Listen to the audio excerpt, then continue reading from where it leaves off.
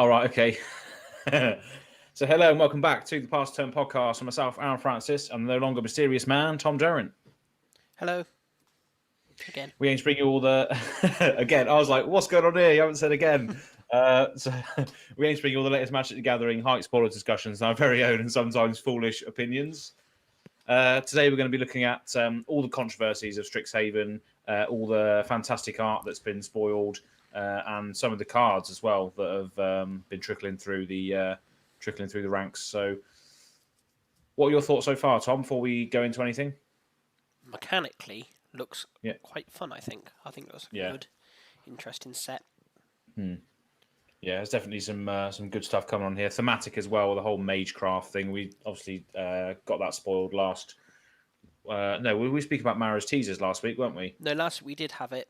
Because we had the few Planeswalkers spoiled, and Magecraft was on Professor Onyx. Oh, but did we know it was a evergreen ability then, or not? I don't know how much information we knew, to be honest. Oh, maybe not then. We knew it was on a lot of cards, like the way it was written, but yeah, I think it's really cool. Yeah, it's looking to be really, really thematic, and some of the cards in there. We'll go into the cards later, but there's certain color pies that are getting a lot of support, so definitely want to go into that later.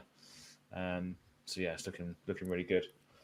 But we want to kick off really and just go into the art, don't we? Because that's what everyone's raving about is what's going on here, sort of thing. Yeah, a lot of controversy. So it all started off with the Mystical Archive that they announced. So it's all reprints of old, I think it's all instants and sorceries. And one comes in every booster. Not standard legal. A bit like the old inventions and expeditions and stuff they used to do, but this time you're guaranteed one in every pack. Yeah. And they're sort of different rarities of them.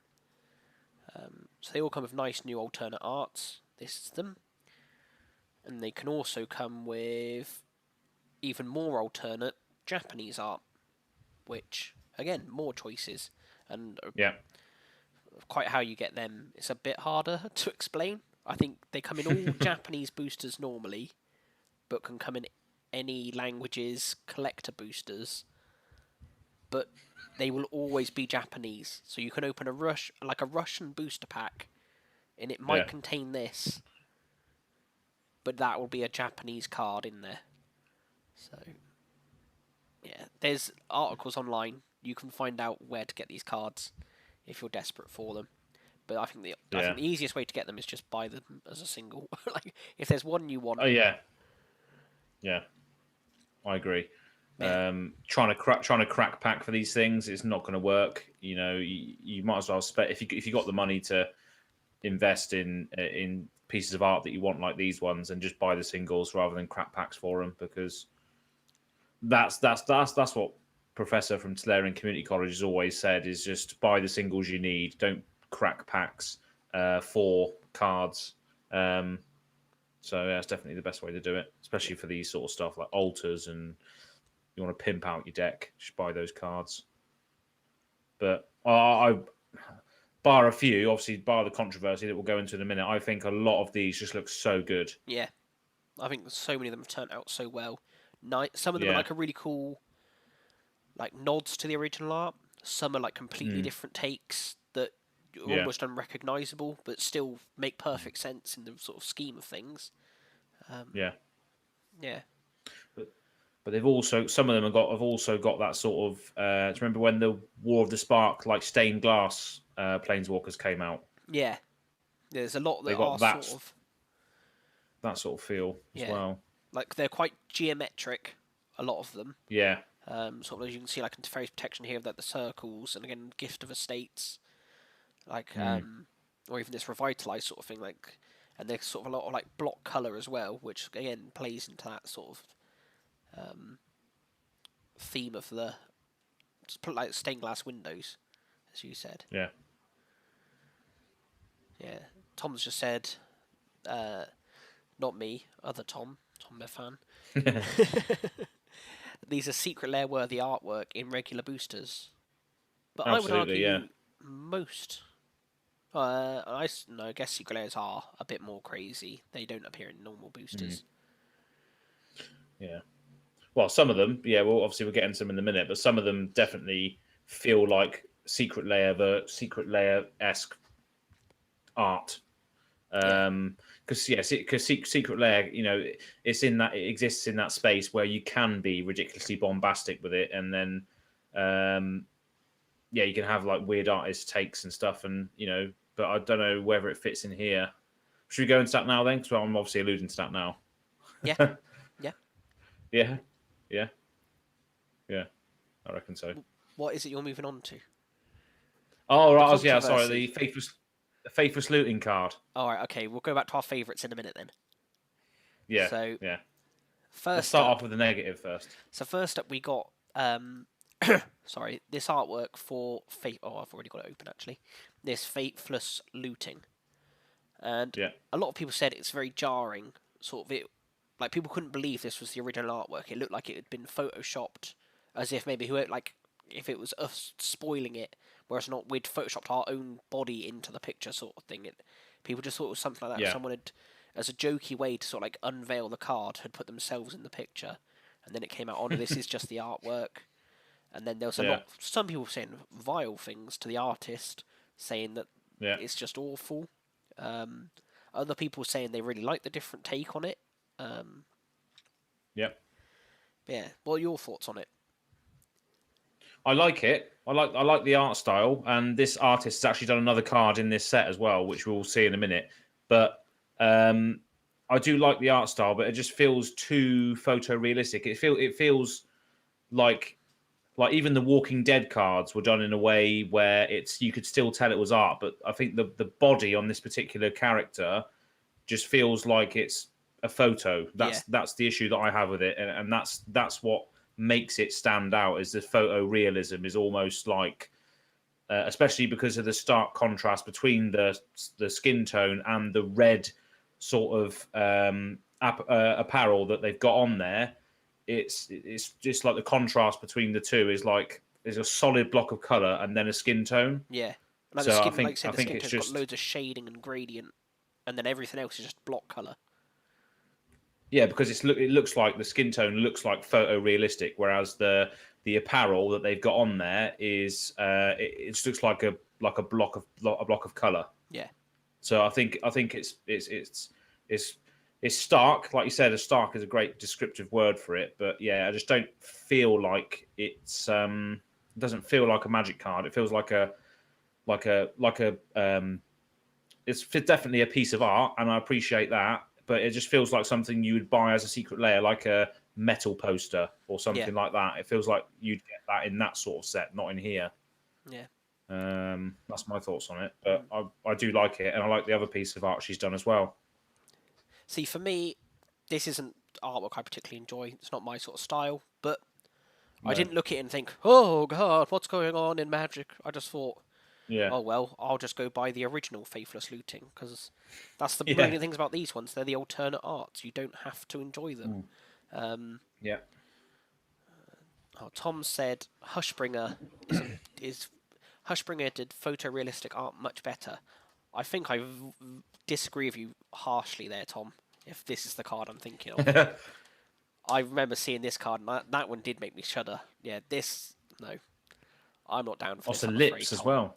Yeah, this I just thought this one did stand out to me as like what is going on here, and I don't understand why the Faithless Looting art has called for the artist to be scrapped, but this one hasn't called for Bastion to be scrapped. And I'm not saying that they should be at all. Not at all. No one should be scrapped because one bit of art isn't to everyone's taste. But no, I'm not a fan of Can't this please one either. everyone. But I'm just a bit Yeah. grumpy. I like art like. Oh God, we're back to this one again. But no, I'm just miserable. But yeah, if you get the pictures up like of where Faithless Looting is around the other cards, it just stands out so much, doesn't Yeah, it? your eye is drawn to that one. Yeah.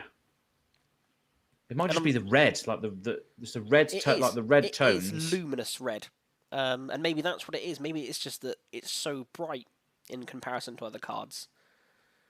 Yeah, yeah. Like, And then it's also the stark contrast of the skin tone as well, because it's just really really in your face.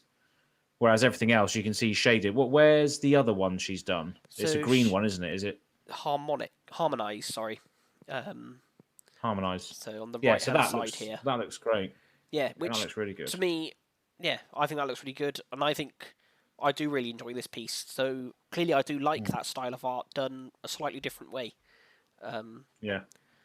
So Arthur's maybe being a It's little like too quick yeah. to. Yeah, I don't know what it is. I don't know how to identify what the issue is with it, but yeah, it's hard. It's definitely hard to try and put a finger on it. Yeah. It's like the style of the artist is like photorealism with sort of abstract tones as well. But obviously, this is put into a fantasy genre.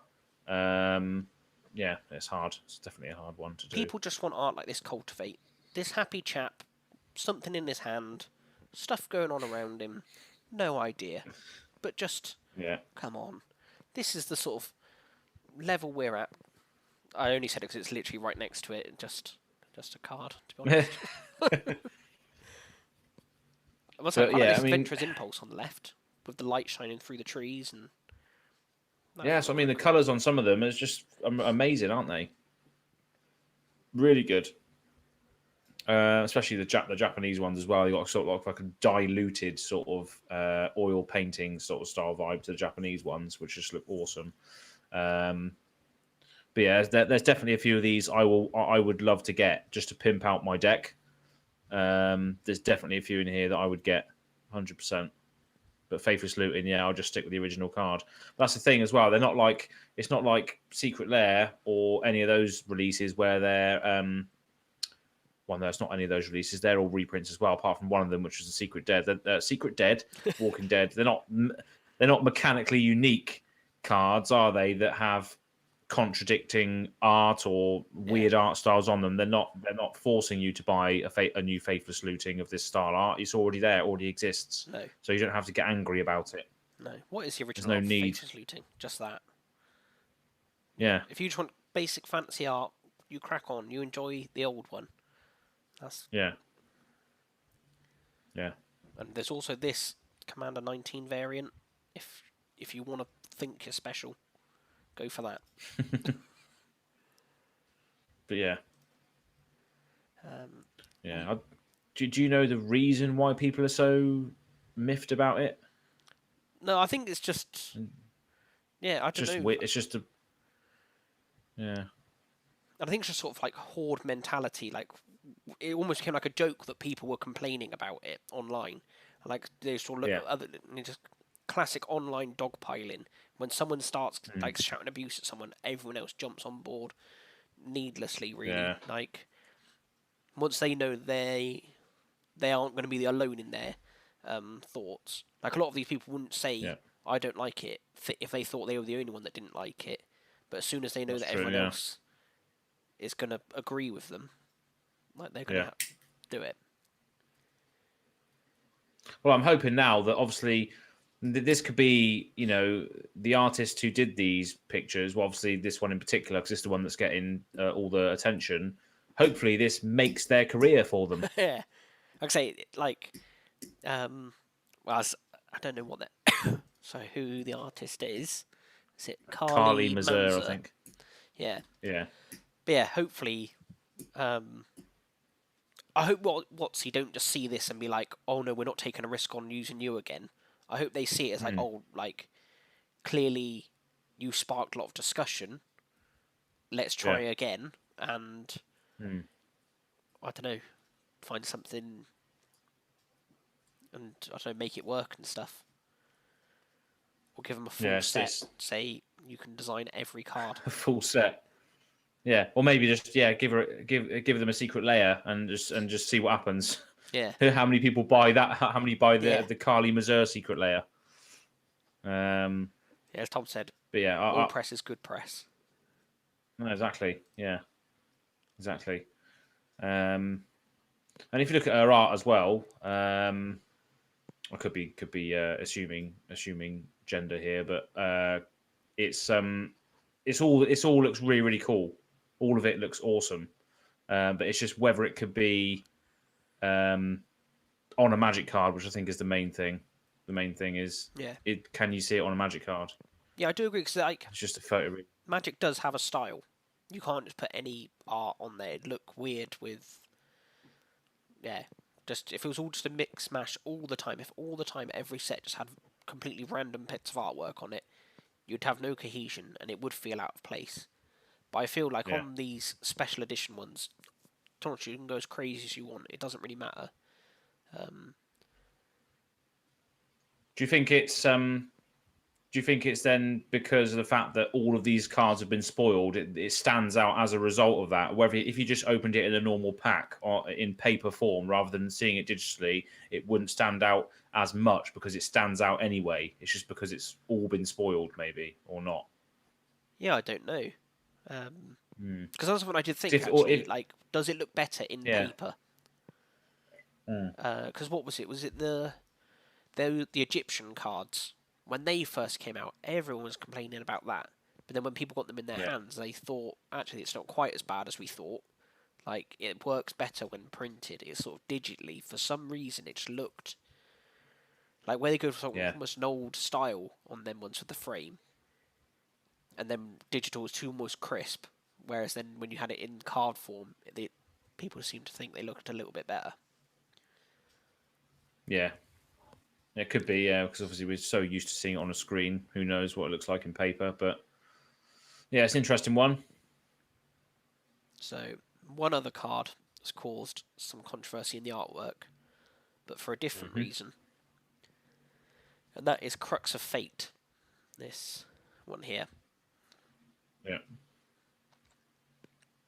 And again, so apparently the Bolas artwork is a plagiarized version of a fan artist who apparently has applied to work at Wizards a handful of times over the years and never been successful. And then finally they notice that their artwork is on a card without their permission. Yeah. And yeah, they released... so it's Scary Pet. This is who claims that they did the original artwork for it, and they've gone into detail on their picture. They've shown their picture and just some basic Photoshop of resizing it and tilting it, and it fits exactly. So, and then I'm sure I saw somewhere else that even the Ugin is copied from a previous, like, real Magic card, but the wings have been changed. But that one I can't find the source for now, so I'm not sure if that might have been someone else just taking the joke too far now. Like, yeah, maybe, yeah. I mean, so I've definitely seen. Yeah, I've definitely seen the. Have you seen the original art for the Bolas in the picture? I've just seen this little video here from Scary Pet. Oh yeah, yeah. I saw this comment on my DeviantArt upload. This art looks like the new Crux of Fate. Congrats. My surprised face. Yeah.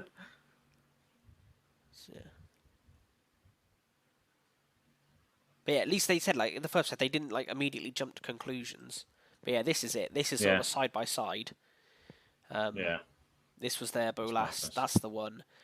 And yeah, look, they're made in 2016, so a long time ago. And a big telltale sign is the fact the fan art has 5 fingers on Bolas. And as we all know, Bolas only has 3 fingers. And the copy also has 5. Thus, clearly a fake.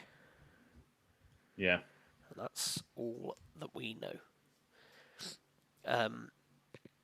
Today, Wizards released an official announcement saying they're aware of this, and they're going to stop working with the artist until they can find out the truth of the matter. They can, and Jason, who's the alleged artist thief, I don't know what you call it, plagiarizer, he's not released any sort of statement or anything, which I don't know if that's positive or negative. Yeah, it's a bit, Like it seems yeah, a it's bit dodgy, suspect isn't to it? me. Especially in this age where you can literally tweet out a response Yeah, to something that's going on. To have nothing is a bit weird. yeah. But it's It's like he's almost trying to think about what to say or what to do. Yeah, yeah, very weird that there's because Jason Felix has done a lot of Magic cards over the years. I think I heard someone say he's done like 140 cards. Like it's not like he's new to the game. At least it was no, his first chance or something. And well, I guess then if it's your first chance, you really wouldn't do something this silly, surely, as trying to steal someone else's art to pass off as your own on your first attempt. So, but yeah, no. I don't know. I don't know whether or not I don't know. I don't know what he thought was happening. Whether or not he thought It's he was weird only as well taking it as a because reference, and maybe he's yeah, just maybe he's like done it as a reference and literally traced over it. But I still yeah, think, as an artist, surely you know that's too far. Like that's what me as an amateur would do if I wanted a picture of Bolas on something. But surely, if you're an yeah. artist, you know you shouldn't be just literally copying things. And even if you put your pen on top of their pen, you know that's not the thing to do. No, it's not right, is it? I mean, I'm just typing on the MTG Gatherer, Jason Felix, and he's done a handful of cards that just have awesome artwork. So why would you have to do? Why would you have to do that? You know, So yeah, if you this can is just a draw handful thing, if of you look, can all is dust. Like all this yeah, dust, yeah, all the colours on that, and you know, if you can draw or make art like that, yeah. considering that that's not plagiarized either, Hopefully why not. would you Jeez, need imagine to? if it turns out literally his whole back catalogue is just all Yeah, stolen. all stolen stuff. But yeah, like and it's Um, all really like most like really inventive sort of things, like really unique, like cool ideas. yeah, And obviously they get art direction, they get help from the art team and stuff internally at Wizards, obviously whatever they've designed. But just yeah. seemed very strange that, like I say, he's done all these things. And why for Oh, this? guess what card he's drew? What Guess faithless what card looting? he's drew? No, Villis. no. What is it? Possibility Storm.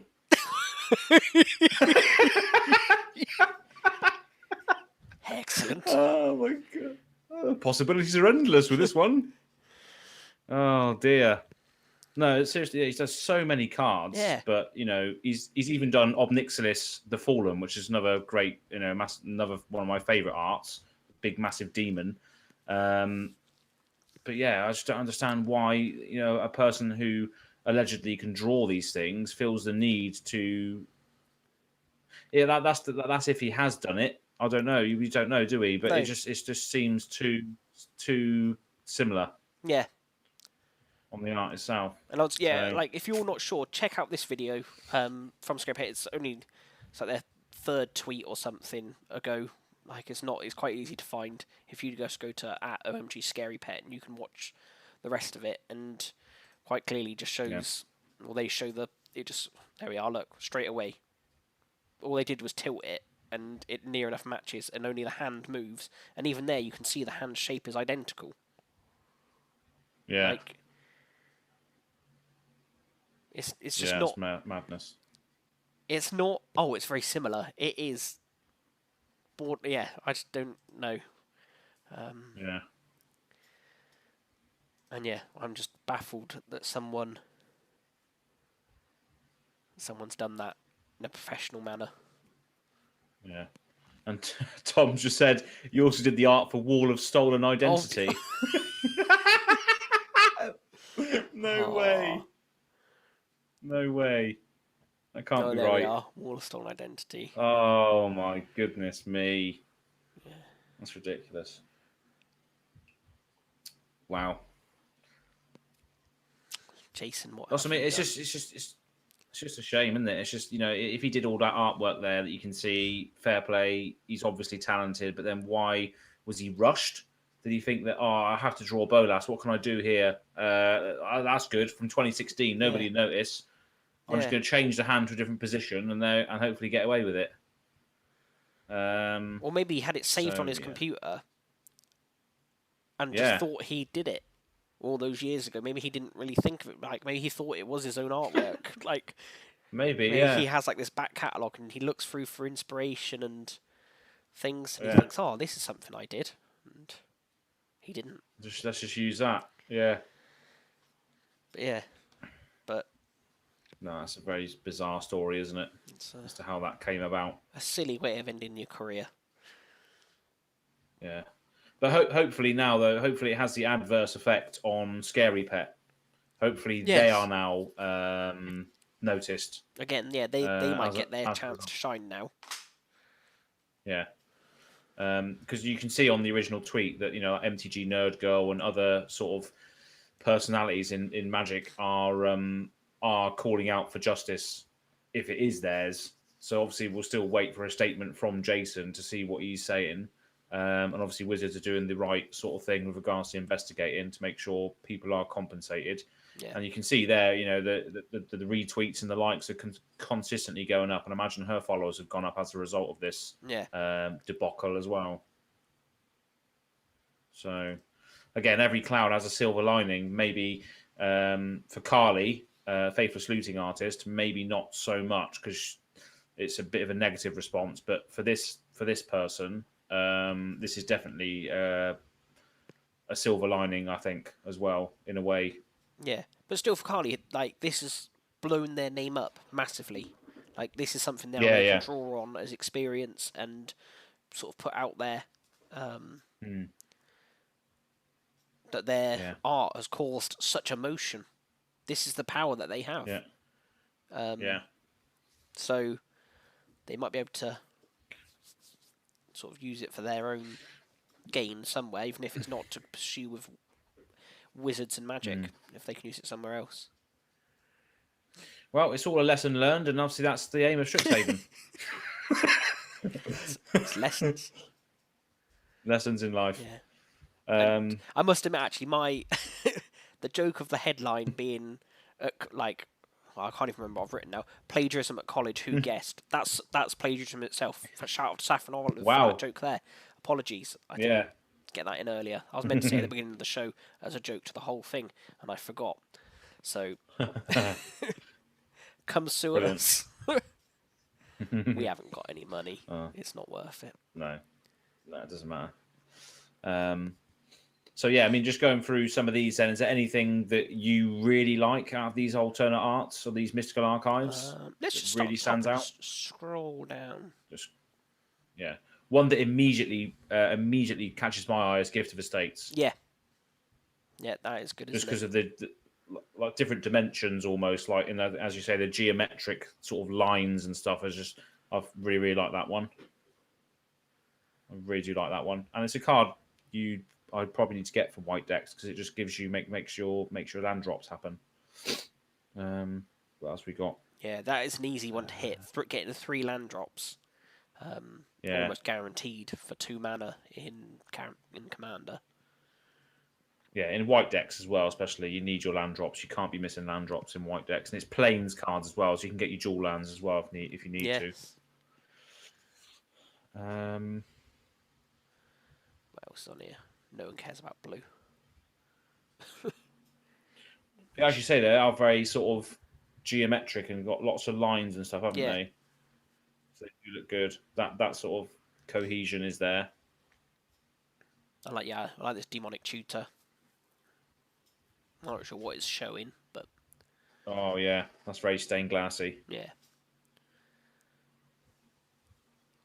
And then you've sort of got the opposite, and like I said, that's very stained glass, and you've got Eliminate here, which is still geometric with the red lines and sort of like almost the block colouring as well, but such a different feel.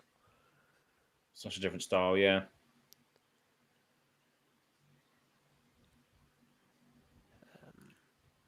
I was a little bit disappointed by Chaos Warp.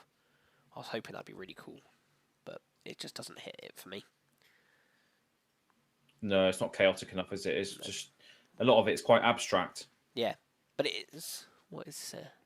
Is there something in the middle turning into a dragon? Probably. I think some of them it might be easier when you've got like the actual card and you can look at it close, or if you can go and find like the full art version somewhere. If like the artist has published it, like if you can just go find just a high res image of it, I think a lot of these have got like so much detail, like this claim of the firstborn. There's probably and like in this case, like the background's probably got lots of little details in it, which really help to the picture, which just doesn't lend itself when it's only such a small image. That shock looks really nice as well. The colours in that are really good. Stone Rain again is another one I really like because of the weird sort of geometric aspect. It's like sort of what's the word for it? The like astral. What was it called? I don't know. Like horoscope sort of style things going on. Yeah. I don't know what I'm talking about there. I know what I'm sort of trying to say in my head, but who knows? I like that through the possibilities showing a Superman punch. Yeah, it's not a pose you see enough in Magic. What is that though? What is that character trying to get there? I don't know. Just a very powerful artifact. Hmm. Prismari Dean. If the prospect of what could be doesn't electrify you to the core, why attend Strixhaven at all? Mm. Yes, we got. Obviously, you said you like Adventurous Impulse. That looks really good. Got the other thing here from Carly, the Harmonized, which again looks more along the lines of what we come to expect from this art style, rather than the photorealism.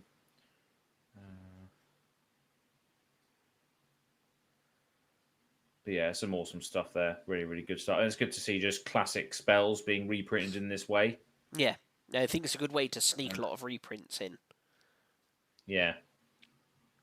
And then, my God, we got the Japanese ones, which just they all look so good. Yeah. And only, most of them I don't know what the cards are. So I just I like it, but it could be anything. What's this? Like this, the dragon that costs 2 white. This sort of first full line, second one in. It just told me something Gambit, Divine Gambit. That is. Divine Gambit, yeah. Nice. That's a new card, actually, isn't it? That came in. Command of Legends, I think. Divine Gambit. It was one of the recent sets. No, I think it might have been Cal. I don't fuck knows. Then we got. This one reminded me of you. To the left of that, this Kraken thing being attacked. Defiant Strike. Oh yeah. Does that pop up or not? Not really, no. Yeah, I've got it. Yeah, I was looking at it as well on my screen, but yeah, they all look sick.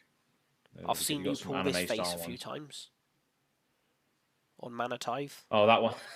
Yeah, I pulled that face when Mana Tithe was being cast on me. Actually, I was like, no, I can't believe it. There's an action replay of it.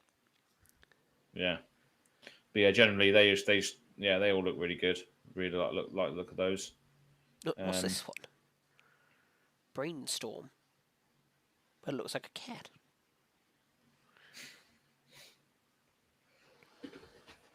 Yeah. Which was absolutely love it. One really good one in here. Any that catch your eye? For the Japanese ones in particular. Oh yeah, well I love all of them, but I do like Growth Spiral. That's right at the bottom right. That's nice. That's a nice one. This one here. Yeah, right at the bottom. Yeah, I like that one. Just because it's more of a landscape. I like the landscapey ones. Yeah. I do like that the text box of the title is it's a gradient fade of the 2 colours.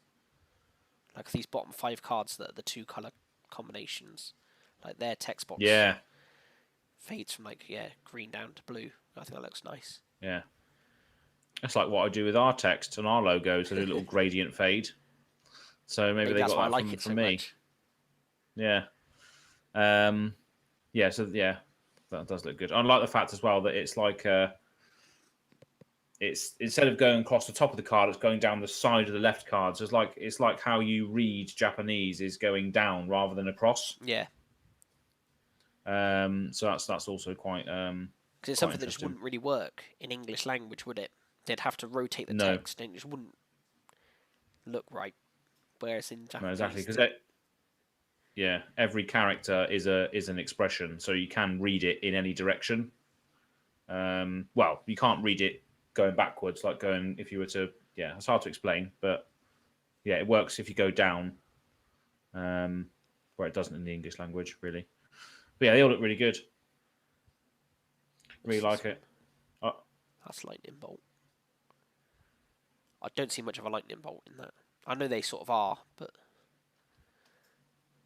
yeah, I think they're just. I think the Japanese ones are definitely more random. The art is more random, isn't it? But there are some good ones. This is it. Claim the Firstborn. Yes. I think that's really good. I don't know why. Little chubby baby. Yeah, angry goblin that is demon funny. thing. Absolute Japanese oni in there. Yeah, that does look good. And the one next to it as well looks good. I don't know what that is. Chaos Warp. That Chaos Warp looks cool. Oh, is that what that is? Cool. Yeah. I've just noticed they've got this little stamp on them. Seen this? That's the rarity symbol? See this? Is it? Oh, I can't really show where it is. Basically, where the rarity symbol normally is, there's like a scroll-looking thing in a circle that's a slightly different colour. Yeah. So on Claim the Firstborn, it's silver for uncommon, and then it's red on Chaos Warp for rare, rare, I guess. Yeah, that's quality.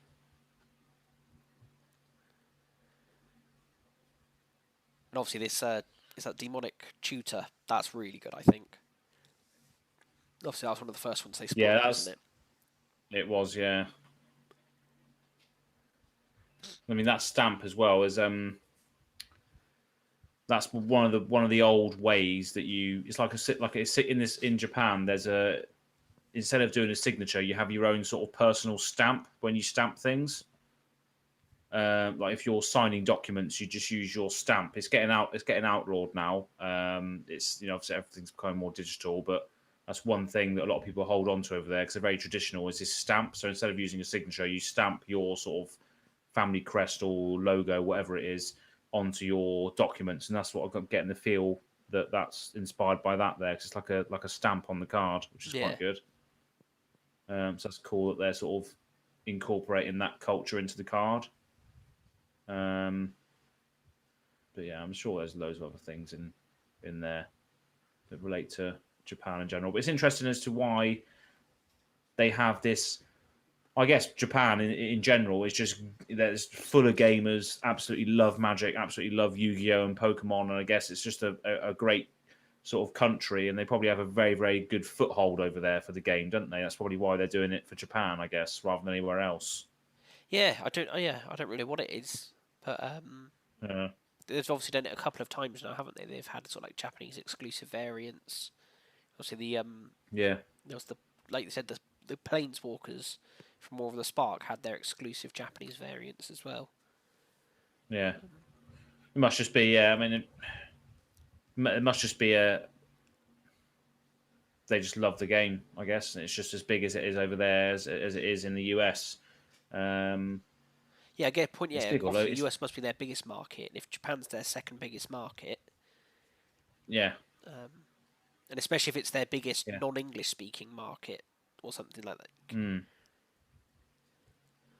Yeah, maybe that's what it is then. But yeah, I mean, they're obviously Japan are the originators of Pokemon, aren't they? And Yu-Gi-Oh and all that sort of stuff. So I guess it does naturally just bleed over to that country really well.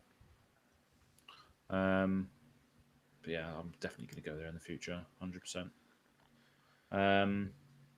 Yeah, so that's all the sort of cool art and the what are they called? Mystical Archive. Archive. That's it. So yeah, it's going to be cool that you get one of these cards in there in every pack, which could be quite a staple in sort of like EDH decks. Will use quite a lot of these because they are quite staple-y cards, aren't they? Yeah. So don't crack packs for the cards, but obviously it's nice to see one of these appear in there. So I also wonder what it's going to do to like the draft environment. When you're drafting and each Are they pack's standard legal? they're legal in the draft. If you open it in a pack, Ah. you've got to choose whether to pick it and use it in your pool. Yeah. But they're not going to be legal in standard. No. Oh, that's okay then. Which again is quite a fun way of them maybe powering up limited environments without the chance of busting standard. Like Lightning Bolt, they keep saying, "Oh, that's too good for standard," but we can throw it in the limited environment by doing it like this. Yeah. And obviously, it's hard to tell how frequently these turn up. Also, there's different rarities in them. Like they sort of say, like commons, you expect to see at least one in every draft, sort of things. I think that's sort of like the thing. Uncommons, you might see, but you're obviously not sort of guaranteed it. And obviously, rares, you're unlikely to see in every draft. That's one thing that does surprise me is that they've printed rarities on these. Because how do you know? Well, you're never going to know what your chances are, but surely if there's just one card in each pack, it's not going to be easier to get one than the other. Well, yeah, I guess if they print, say, 1,000 packs, of them 1,750 have got the common one on. I don't think there's any that are actually common, but like 750 have uncommon, 100 have rare, or maybe 150, 200 have rare, then only 50 have the mythic. So every 1,000 packs, there's only actually 50 mythics out there, sort of thing. Yeah. I'm sure. I don't know whether. I'm sure they will eventually tell us what the percentage is of getting them, because I think legally they have to, due to gambling laws and stuff, they have to tell you what the split of the cards are in the packs. Yeah. Because I mean, so some of these mythics are feel bad mythics, and some of them are like, Jesus Christ, I just pulled a demonic tutor in Mystical Archive art. Yeah, some are going to be worth an absolute fortune, I imagine. Depending on how rare these things are. If they're not that rare, it might. Yeah, I still think they're going to be worth a lot. Sort of like the foil old border stuff people are pulling out of Time Spiral, because that's very, very rare to get. Yeah, that's gone up in demand. That's gone up in value, hasn't it? Time Spiral since. Yeah. So, again, this is what they'll do now. They did that as a one-off, and everyone got excited by it because it was a one-off, and they reprint all these cool cards in the old border. That sold well, so now they're going to do that like 50 times until everyone's sick to death of it, and they'll keep trying to put the price up on it, and people won't want to pay it anymore, and then they'll just say, "Oh, we're not going to do it anymore," then, and then that's the end of it. Yeah. I feel that's sort of what they do a bit too much in Magic. They do something once and it goes well because it's new and novel and exciting, and then they think, okay, we'll reprint that into the ground. Well, not reprint it into the ground, because they don't reprint anything into the ground. They reproduce it in a similar way until everyone's like, "Oh, we're sick to death of this now," and then you go, "Fine, then you're not having any more." And that's the end. That's the end of it.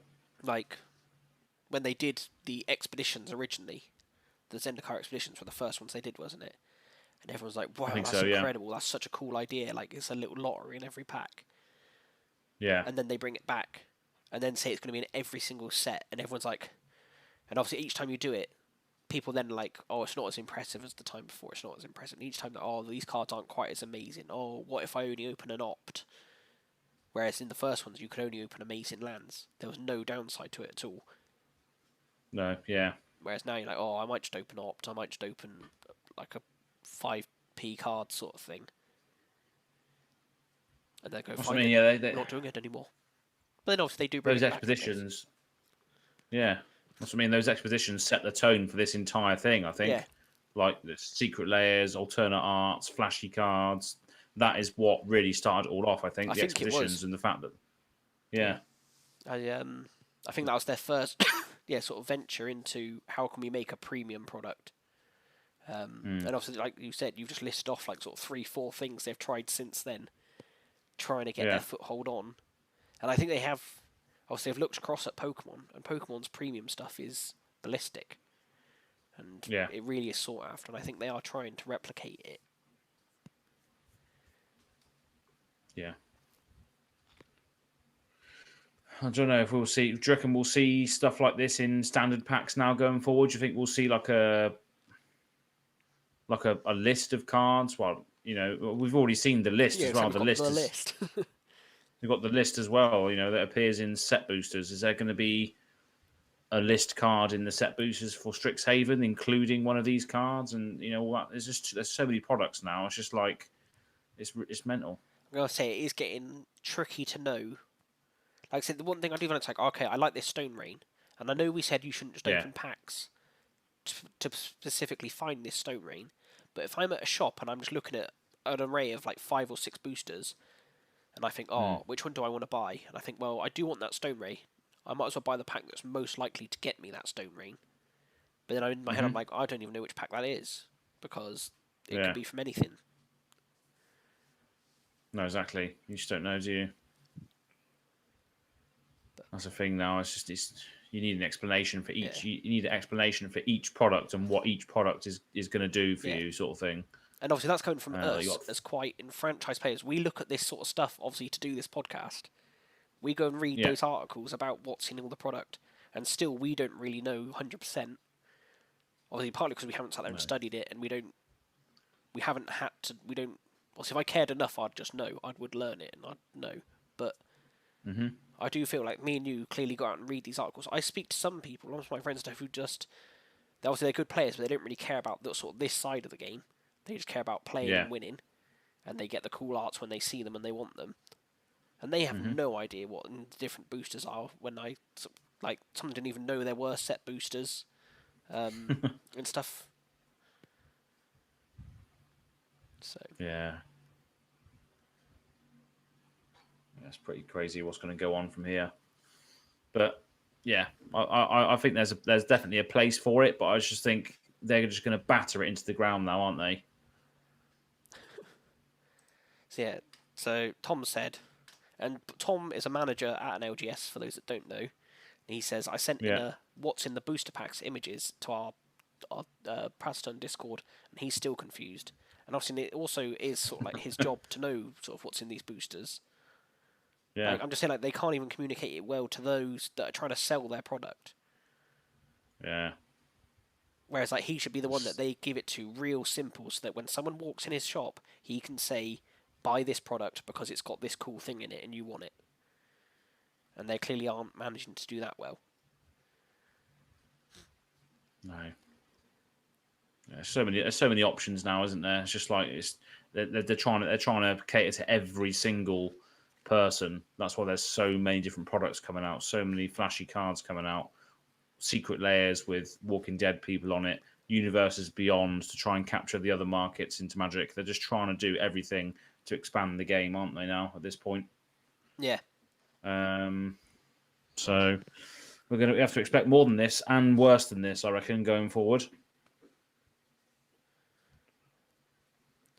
As Tom said now. So he's just said, at least the gap between collectors and draft boosters is big in price and in contents, but set boosters just annoy him. So what's that? So it's easy to do. You can. Sorry, is it easy to tell a customer, "Oh look, collectors boosters, you only get a few cards in, but they're really premium cards. Draft boosters, you just get more cards, more basic, and then set boosters are just too similar to a draft, is it?" And people are saying, "Well, why should I buy one or the other?" That's the thing, isn't it? You have to, I guess, as a manager in LGS, you have to sort of advise what the best product is for the customers. But if you're unsure as to what they might want to try and get out of it, it is hard, isn't it? Yeah. It's hard to make that recommendation because we just don't know at this stage, really. It's just always changing. Like when What's introduced the set booster, they should have just said this is now the default booster. They said we're still going to make draft boosters for those that want to play limited, but the default booster is now set. And then in all bundles should have come set boosters. In all all sort of extra things that come in stuff, the way you're just opening product, should have been a set booster, I think. And then say that if you want to sit down and do a draft or a sealed or something, you open up a draft booster. But for anything else, just head for that set booster. But even then, I still don't know really if the difference is enough. That's what I mean. Yeah, like fat packs is what I used to call them, where you used to get like 10 boosters. They're still draft boosters. They're not set boosters. They're not collector boosters. They're just draft boosters still. Yeah, that's the bit I don't get. Yeah, so Tom said collectors, lots of rares, foils, etc. But set boosters are just different draft boosters for almost the same price, but with a few less cards. And I think from sort of when they announced it, sort of the stuff you can work out, it's a bit more of a lottery with set boosters, which is what their booster fun is. Because who doesn't love gambling? But don't tell the mothers it's gambling. Don't tell the police the children are gambling. Because I think the set booster, like the most amount of money you can open in a set booster is probably a lot more than the most you could open in a draft booster. But on average, you probably open more in draft boosters.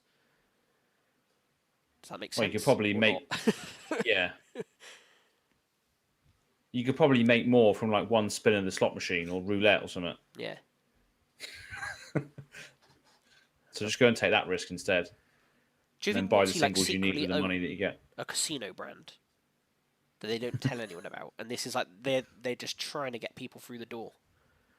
Because obviously a lot of high Magic players are also high stakes poker players. Yeah. So maybe is it the same? Fine line, isn't it? It's a very fine line. That's what gaming's turning into, though, is loot boxes and microtransactions and all that rubbish. So who knows? Maybe they want to take a leaf out. They have, yeah. Booster packs are those that very thing. Hello, Jason. How's it going? Thanks for joining the chat. Yeah. What else are we going to go into now? Then all of our favourite cards. So what have been spoiled so far? Yep. So let's just go through what's just in the normal stuff now. We've had enough controversy. Yeah. Let's just see. Yeah, let's look at some positives. Let's look at some good stuff.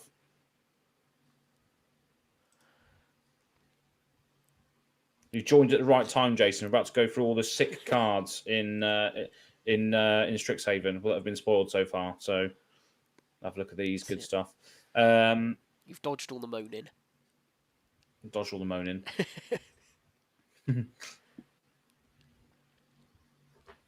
So we're not going to go through every single card. No. But just ones that stand out. Yes. So have you got any you want me to jump to? Well, you might as well just scroll down the page, haven't we? And just, if anything stands out, obviously we can mention it. So one thing that stands out there straight away is a bloody artifact construct book. Legendary creature book. No, Cody. Not really, but... Here comes Cody. Yeah. So, for 3 mana, legendary artifact creature construct. You can't cast permanent spells. 4 on a tap, add Wooburg. When you cast your next spell this turn, exile cards from the top of your library until you exile an instant or sorcery with lesser mana value. Until end of turn, you may cast that card without paying its mana cost. Put each other card exiled this way on the bottom of your library in a random order. So sort of like Cascade, but only for spells. But you also get to choose when to cast it, which I think is a big upside. Until end of turn, you may cast that card without paying its mana cost. Yeah. Oh, Jason just said, is Rhystic Study a part of those cards? Talking about the Mystical Archive. Because that's a flavour fail if it isn't. And I don't think it is, Jason. No, it's not. It's not in there, is it? They should have just searched book, study, mentor, and just put them in. That would have done it. But no, it isn't. Dear. Rhystic Study's an enchantment, isn't it? Yeah. So yeah, that's the real reason why. All of the ones on the Mystical Archive list are instants and sorceries. But I bet that was a bit of a discussion at Wizards. Do they Do they break the rule Must to have been. allow study or not? Must have been. Surprised there wasn't a reprint of British Stick Study. Maybe there is. Maybe there is one. We're yet to see. That Just would be imagine good, wouldn't that. it? Yeah. Yeah. What do you think of this? What do you think of Cody? Cody. Bit strange, isn't it? Yeah. No permanence. Where's my green stompy deck going? I'm not. Yeah. But yeah. You pay 4 and tap it to add 5, so you're up 1 mana on this but not really. This is transaction. basically this just being a mana rock, isn't it? Yeah. So I'd say you're not gaining any mana there, unless you can reduce that 4 cost somehow. Yeah, activated abilities of stuff like Hearthstone, and that could do it. But yeah, it's a Wooburg commander as well, because obviously it's got Wooburg in its activated ability, so it's a Wooburg deck, so you can play any spells you want.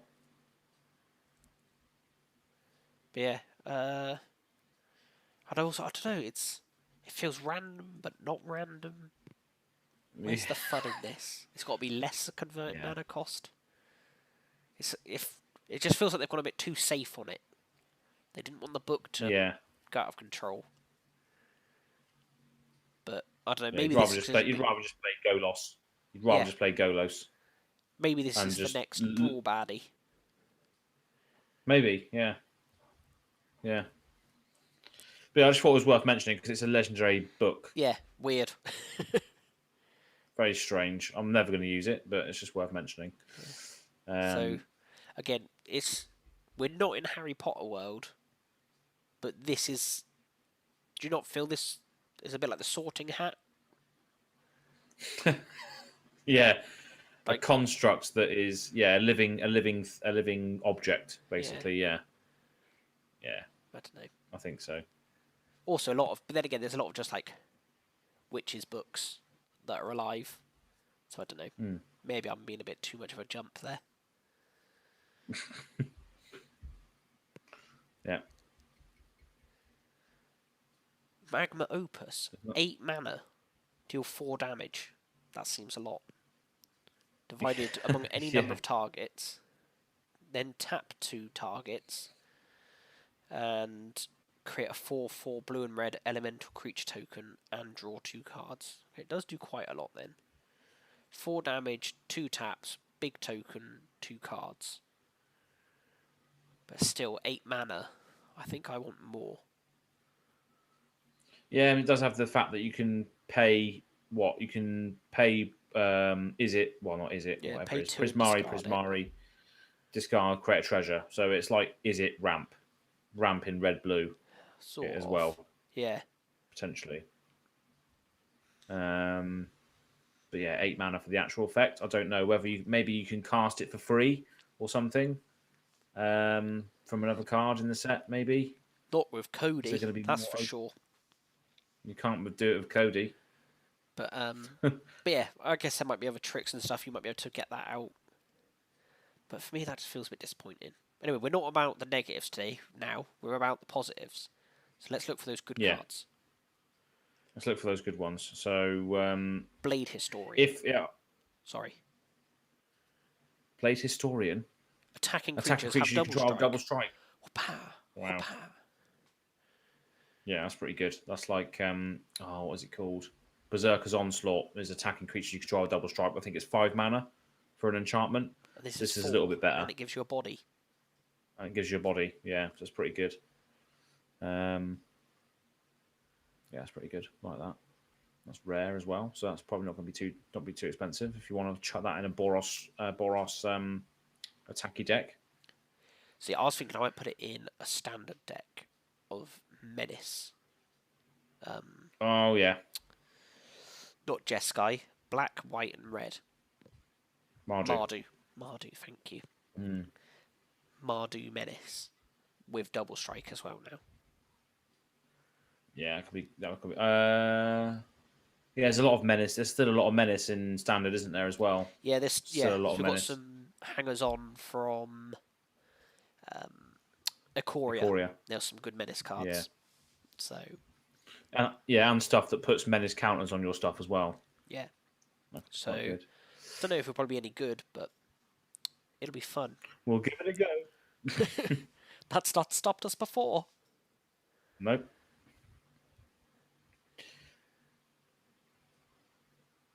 So yeah, we should continue down the list, I guess, unless I know exactly what it is I'm pointing out. There's one of them straight away. Hoffrey Ghostforge, probably one of the best Boros commanders ever printed. Bold claim. So, bold claim. So yeah, Hoffrey Ghostforge is a dwarf cleric, legendary creature, mythic rare. He's a 4/5, and he costs red, white, and 3, so 5 CMC. Spirits you control have +1/+1 and have trample and haste. Oh, Spirit Tribal, you say? Well, this says whenever another non-token creature you control dies, exile it. I'm trying to read it off very, very small text. Also, let me just try and get it up. Can you enlarge it? I'm trying to read it off your screen. There we go. That's better. Yeah, sorry. Yeah, that's all right. So whenever another non-token creature you control dies, exile it. If you do, create a token that's a copy of that creature, except it's a spirit in addition to its other types. So it's got +1/+1 trample and haste now instead. And then when it dies, you return the exiled card to your graveyard. So you don't even lose it. Yeah. I think that's a good, safe, honest way of doing this ability. Yeah. It's good. I think it's a nice design. Yeah. I think a lot of white cards are going to give you this ability now, where if stuff was to die or leave, you just don't do that. They stick around, sort of thing. Yeah. Yeah, I think it's good because we had it in. I think we had it in Kaldheim with Cosmic Intervention. I think it did the same thing, where it exiles all of your permanents and brings them back at the end step. Sort of like Teferi's protection style things. Yeah, there we go. If a permanent you control would be put into a graveyard, exile it instead, return it to the battlefield under its owner's control. So stuff effects like that, I think white is going to see a lot of. It's just going to be preventing your stuff from getting board wiped, preventing your board from getting destroyed. I think that's going to be white's thing going forward. Yeah, sounds feasible. Like I say, getting a sort of a second life out of your cards. Second life, yeah, that's it. That's white's thing. There's another chance to still win. It's like I can't remember who did the video, but I think it might have been to there in community college actually. But he was saying that each color has like an ideal or something to strive towards, and obviously white is like hope in the face of adversity and stuff. So I think that's a great sort of representation of how white can be a resilient color. They think they're defeated, but they actually come back again at the end to win the game, sort of thing, with a spell like that. So I think that's a good way of representing what white could potentially do to become more powerful. Yeah. I've exile all permanents. Okay, I'll play this then, and my permanents just come back on the end step. Unlucky, sort of thing. One last stand. So yeah, I think it's a really, really good direction they're going in, to be fair. And fair, that top thing, giving it +1/+1 haste and trample, that's not anything small. Obviously, the haste means that if your creatures die while defending you in combat, like if your opponent's attacking you, on your next upkeep, they can still attack. Could they attack anyway? Maybe they could. They could still attack anyway, so that doesn't matter. But yeah, but they can activate their abilities as well. Yeah, that's a good idea. Yeah. But definitely helps you do shenanigans in the first main phase as well. Yeah. Like if you can sack stuff or anything like that to then create a bigger, tramplier version of itself. Yeah, and then you don't even lose the original creature because it goes to your graveyard afterwards if it does die again. So it's going to be some broken stuff you can do with it. That definitely. So really, really looking forward to that. I don't know whether it would go in. No, probably wouldn't go in my Boros deck, but I just thought it's definitely worth pointing out because of the fact that I think white is going down that direction of saving your board state in perilous situations. So I think that was a good. I think that's what they'll do next. But yeah, Jason is right. White needs more draw and cut and ramp. Yeah. But I think they're going to address this as well in this set. I think Because there was a teaser, wasn't there, for white about drawing 3 cards or something? Yes, there is a white card that says draw 3 cards. I don't think we've seen yet. Yeah. Oh, what's Andrew Donnelly, thanks for joining the chat. Run him in Kaikar and all your creatures become ramp. Oh yeah, sack a spirit, add red.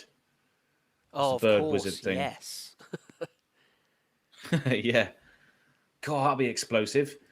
So someone board wipes you, you get loads of spirits out which can then sap themselves for mana. That's brilliant. Yeah, that's good. I like that.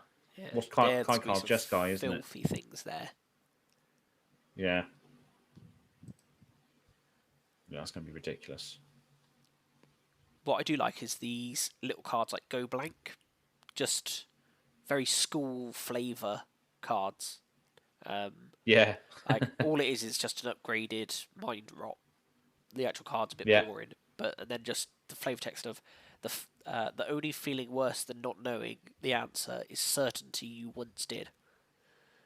Like just some real fun, just school sort of stuff. Yeah. It's like a brain fart moment, isn't it? It's like, what was I just going to say? Yeah. I completely forgot. It was there, but I've lost it. Nah. But yeah, definitely.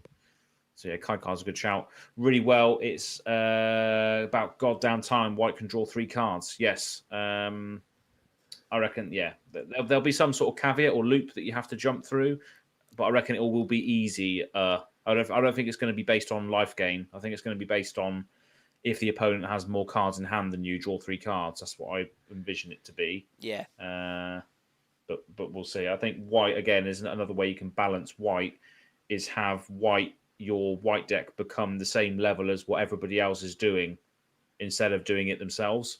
So if an opponent controls more lands than you, go and get a land into play tapped. Yeah. If the opponent has more cards, go get more cards. I think it's going to be that sort of line that they're taking with white, hopefully.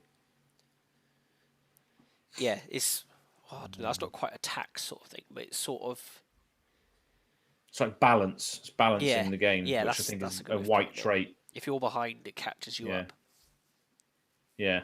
I think there is a white card called Balance as well, which does exactly the same thing. It's let me just double check what it does. It basically puts everyone on the same foot. Oh yeah, each player chooses a number of lands he or she controls equal to the number of lands controlled by the player who controls the fewest, then sacrifices the rest. Players discard cards and sacrifice creatures the same way. So yes. Yeah, so it just puts everyone on the same foot, basically. So I think white is sort of maybe modelling themselves on this sort of effect where everyone needs to be at the same level, so it can't fall behind anymore. I think that's what they're trying to do. Yeah. Well, that's what I want them to do anyway. That's my sort of opinion on how white can be as good as everything else.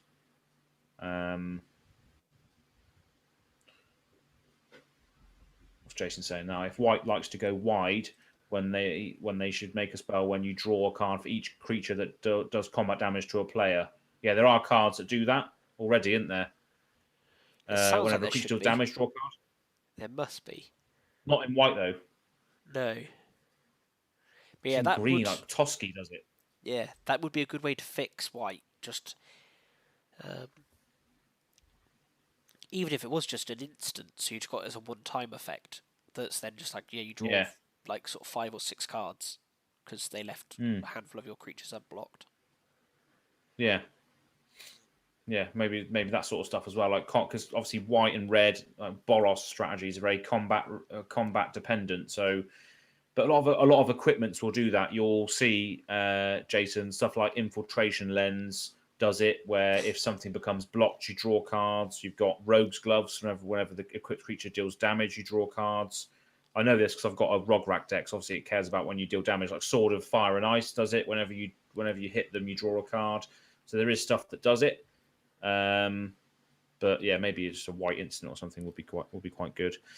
But yeah, that's enough speculation because that's what I think is going to happen. Well, hope's going to happen. But there is another card within that sort of page there as well that I want to mention is Reconstruct History, which is another fantastic Boros card. Do you want to read that one out? That is ridiculously good. 2 red and a white for a sorcery.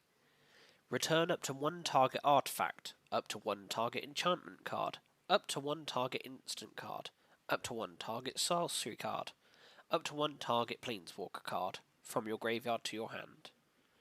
So is that 5 cards? Artifact, enchantment, instant, sorcery, planeswalker. 4 mana, return 5 cards from your graveyard to your hand. And then exile Reconstruct History to stop you doing any weird loops. Yeah, unless you copy it, of course. You could copy it, which red-white seems to care a bit about. Everything seems to care about copying, doesn't it, in this one? Magecraft. In this one, yeah. Everyone likes to copy. So, yeah, that seems quite good. Weird. I did not expect that's brilliant. That. It does look a bit like a joke card. It's going card. straight in. Yeah, it does. It does. It's pretty mental. It's going straight in my Rograk and Arden deck. 100%.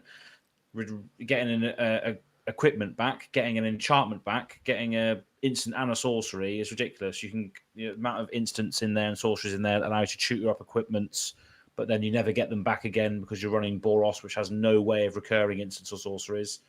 Boros is just getting a lot more toys. So it's obviously a good time to be running a Boros deck at the moment with this Lawhold Guild or whatever it is, Lawhold School coming out. So just want to very quickly say Lawhold Campus. I assume this will be a cycle of common lands that just enters taps. Taps for 1 of each colour, or pay 4 tap and scry 1. Obviously too slow and bad for most things, but I think in limited could potentially be quite good if it's a grindy format and you get to the late game often with your decks. That could end up being quite good, I reckon. Like, help you smooth things out a bit. But I don't know. We'll see. Yeah. Definitely those longer, drawn-out games. Yeah. But even still, it's a good land to have in those colours, in red and white, because you don't have much card advantage. So the fact, especially in EDH games, where you can only run 1 temple, which enters taps and scries you 1 straight away, you can run essentially another discount version in this. And later on in the game, later in Boros, if you want to try and not draw a land, try and draw something that will help, you can scry it away if you don't need it. So it could be quite good in those games as well. But yeah, I think there is a cycle of those, to be honest. So the 2 cards to your left of your Reconstruct History also look quite good for Boros. So you've got Radiant Scroll Wielder, 2 red and a white, Dwarf Cleric, 2/4, instant sorcery spells you control have lifelink. So that's like the twin... Oh god, what were they?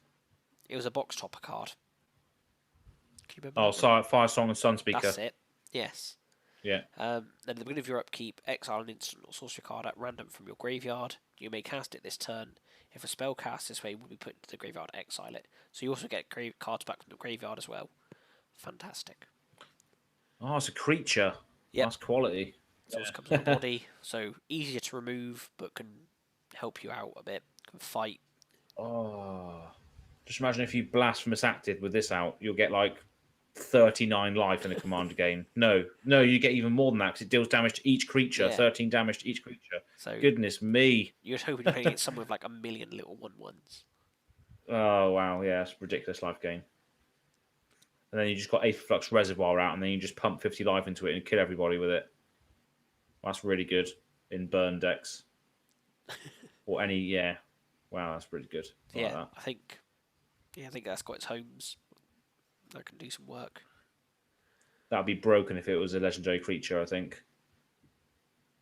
Well, no, it has lifelink, so I guess it only benefits you, doesn't it? And you can still cast things every turn at the beginning of your upkeep. Yeah, it's pretty good. Yeah, I think it's pretty good. Yeah. Then again, the elephant next to it, the Quintorius Field Historian, 3 red and a white, Elephant Cleric, 2/4. Spirits you control get +1/+0. Then whenever 1 or more cards leave your graveyard, create a 3/2 red and white spirit creature token. I've seen a lot of Yeah. people coming up with weird shenanigans to make this pretty busted in EDH. Oh, really?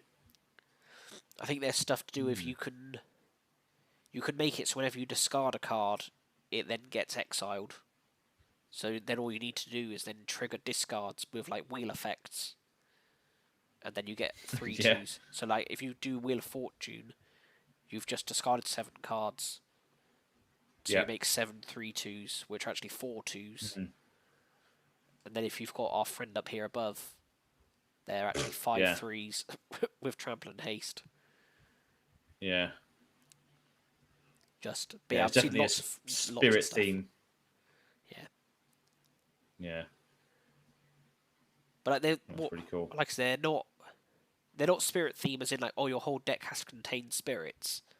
It's just they're like a standalone good card really that just happen to care about spirits. Yeah. Like, you could happily have Quintoris in the deck and have not a single other spirit card. Because all like No, it's just value for when stuff leaves your graveyard. Yeah. You know, if people are Bajuka bogging or what have you. I mean, it's more. Would you say it's more tailored to EDH? Because did you ever see things leaving your graveyard in standard? Well, I guess you probably would if you're like using like the escape mechanic and stuff. You're escaping things away. That's going to be very good, but that's going to rotate out. Well, no, I guess not yet. So that could be good to use for stuff near like the end that. of the year when Yeah. what's it comes Innistrad, when the Innistrad sets comes, when rotation comes. But I like it when they do Yeah. that. I like it when they do a set that works well with an older set, so that when rotation happens, like the bonds of that deck break, and then potentially like a new set will come that will work with next time. So you almost get the same Yeah. deck 2 different ways.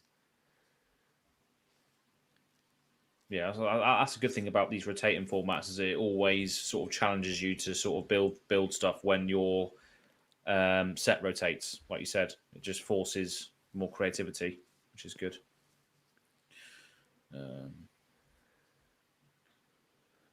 Speaking of white, red, or Boros card draw, we got Thrilling Discovery down here, which is quite interesting.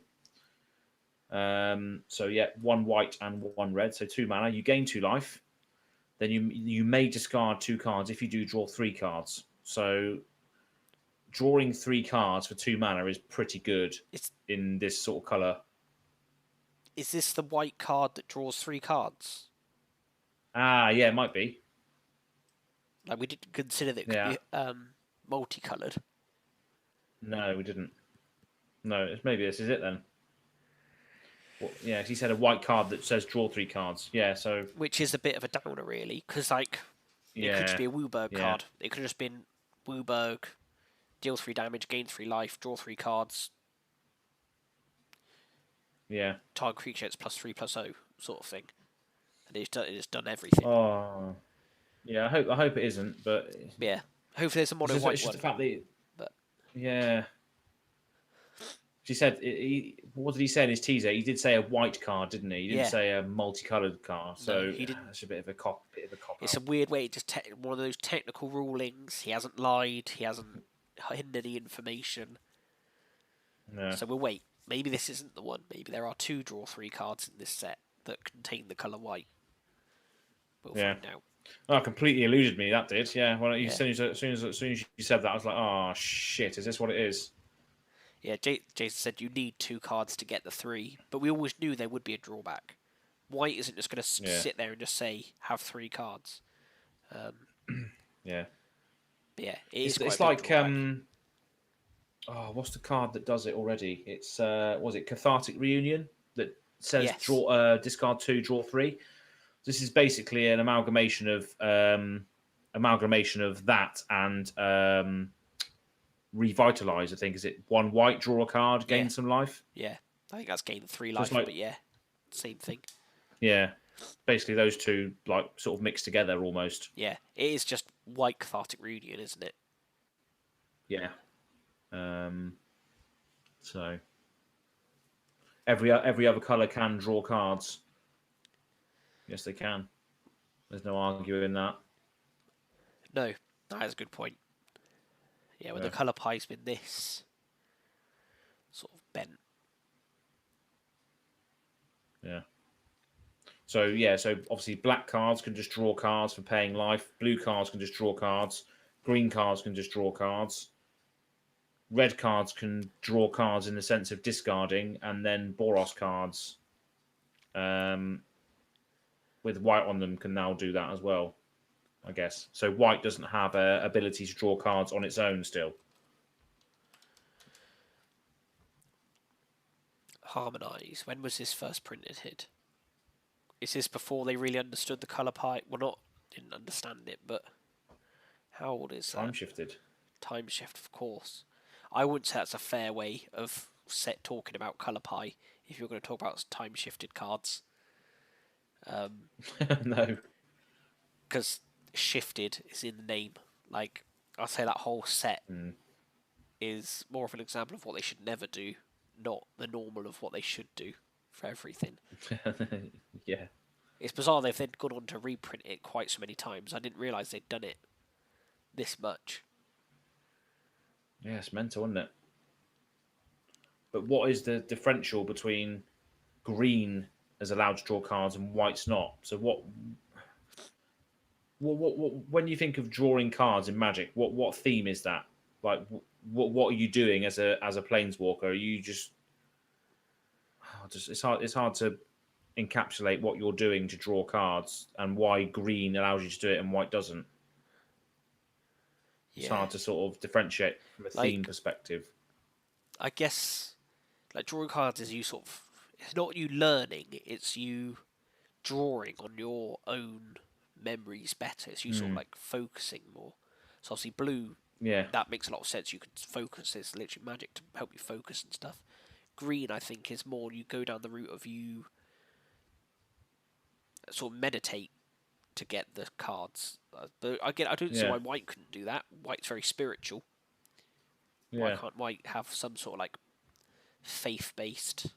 You're learning. You're like drawing cards.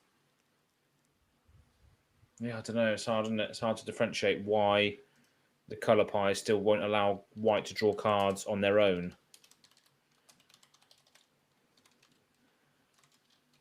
Let's just see how many cards there are. No.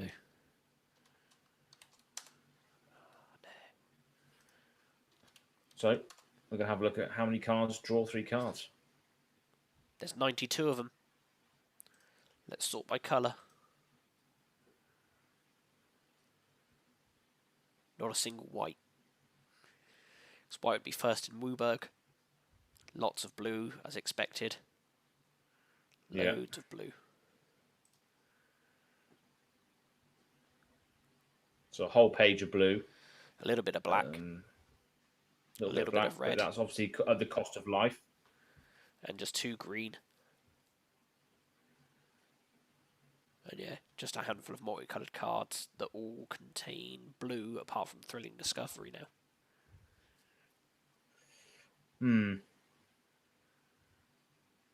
Yeah. So there isn't much green. There's 2 green cards in there that allow you to draw 3 cards. 7 mana. And it has to die. Yeah. So, yeah, I think, I don't know. Yeah, what white is, what's Jason said, gaining knowledge to me is that, but white can learn combat tactics, so you should be able to draw. So, yeah, I think, there's a lot of blue cards out there that say when this creature deals damage, draw a card. But I think that's more alluding to, like, thievery and theft and stuff, isn't it? It's like when you deal damage, nick something from them. Don't know why that's blue. That's more sort of black and blue, Demir sort of style. But it's definitely hard to sort of. I still think white should be balancing it to everybody else's abilities. Hope Wizards hear this. Probably not, but that's the way I think it should be. Definitely need more of it though. Definitely. So yeah, Thrilling Discovery. Hopefully that's not the white card that says draw 3 cards. It'd be a shame if it did. But yeah, let's move on from that, I think. Our first Elder Dragon. Oh yes, the Elder Dragons, of course. Velamachus, Lawhold. So 5 red and white, for an Elder Dragon 5/5 Flying Vigilance Haste. When it attacks, look at the top 7 cards of your library. You may cast an instant or sorcery spell with mana value less than or equal to Valomaceus Lawhold's power from among them without paying its mana cost. Put the rest in the bottom of your library in a random order. Okay. Come on. So,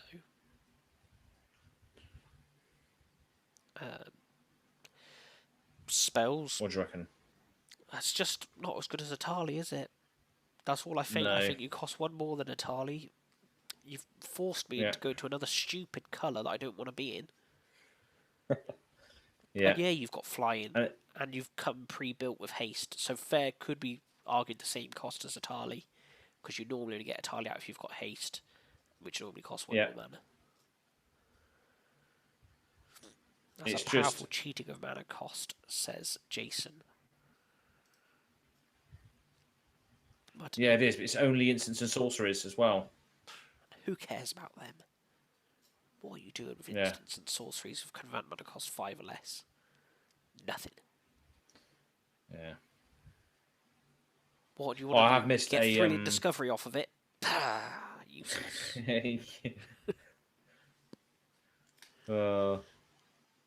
I'd say I was going to. I saw another one as well called Rip Apart, which is a nice little removal spell in Boros also. Which is right next to it, as you can see it there. So yeah, just choose one nice little modal spell. It's obviously destroy target artifact or enchantment, or 3 damage to target creature or planeswalker. So it's basically, it's pretty much removal for everything. It's like destroy target permanent almost in red and white, isn't it? Yeah, destroys target small permanent. Yeah, destroy target. It's like a, what's it called? Is that not Assassin's Trophy? The other one, Abrupt Decay almost. It's like Abrupt Decay in red and white, but for 2 mana rather than 3. Is it 3 Abrupt Decay or is it 2? I think it's 3 Abrupt Decay. Yeah, so this is a lot like a Braid, which sees play in Modern. Yeah, Braid. Yeah, that's also good. Yeah, good way of putting it. Yeah, I thought that was. I thought this is going. I think it's going to be really good in Standard. 4 options, so you can. Yeah, I think that's going to be really good. Yeah, I like that. Yeah. I see like this Elder Dragon. That's all cool. Fly to haste, 5/5 vigilance, and stuff. Instant sorcery. Or I could pay 3 mana and have my friendly spirit friend here get me a creature out the graveyard. Hell, I know which one I'm doing. I'm playing red-white combat tricks with Vulnerable Warsinger. That's a good card as well, and you can have 4 of them as well on the battlefield at the same time. They'll all be coming at you. Yeah. Vigilance Trample, 3 mana, brilliant. 3/3. Only rare. Only rare yet. Not stupid. All those rare wild cards. Yeah. I don't know. That's the I think that Elder Dragon's probably one of the worst ones. And it doesn't really fit in with what Boros. Me constantly now.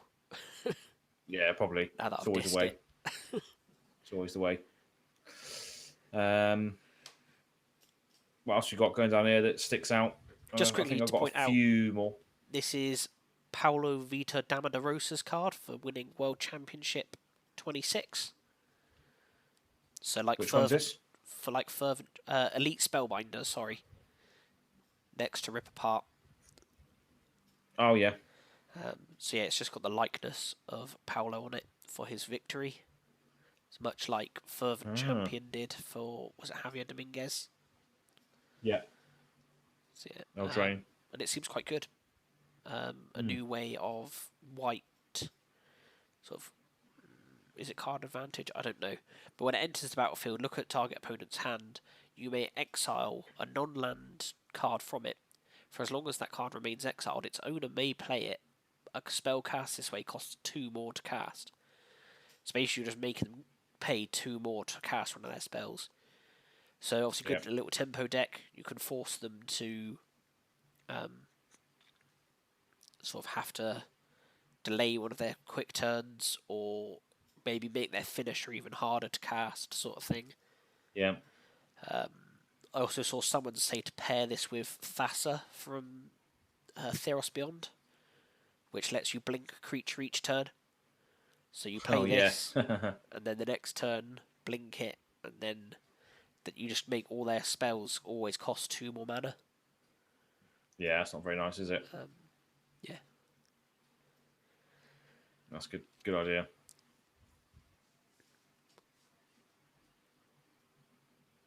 I saw something earlier as well that I forgot to mention. Oh, yeah? Semester's End. Oh, yes, this one here. Another sort of white power play in like EDH is one of these sort of style effects. So yeah, it's 1 white and 3 others for an instant. Exile a number of target creatures and/or planeswalkers you control. At the beginning of the next end step, return them to the battlefield under its owner's control. Each of them enters the battlefield with an additional +1/+1 counter on it if it's a creature, and an additional loyalty counter on it if it's a planeswalker.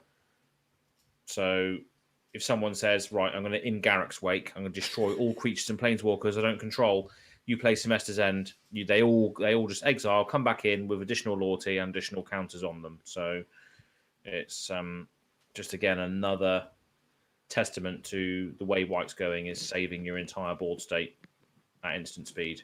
Yeah. I think. And even better if it's not in Garrick's Wake. If they've just done a literal board wipe, if they've just gone Wrath of God, and they've destroyed all their own stuff as well, and you're like, okay, cool, I'm not just going to counter that. I'm literally the only one with a board, and my board's actually better than it was before. Yeah. Yeah, exactly. It's just to feel bad in white, which is brilliant. It's what I want to see more of. It's a shame it doesn't say phase out any number of target creatures, because then you could also do your tokens and not lose all your tokens. Yeah. Which obviously white, we know going wide is good at. Yeah.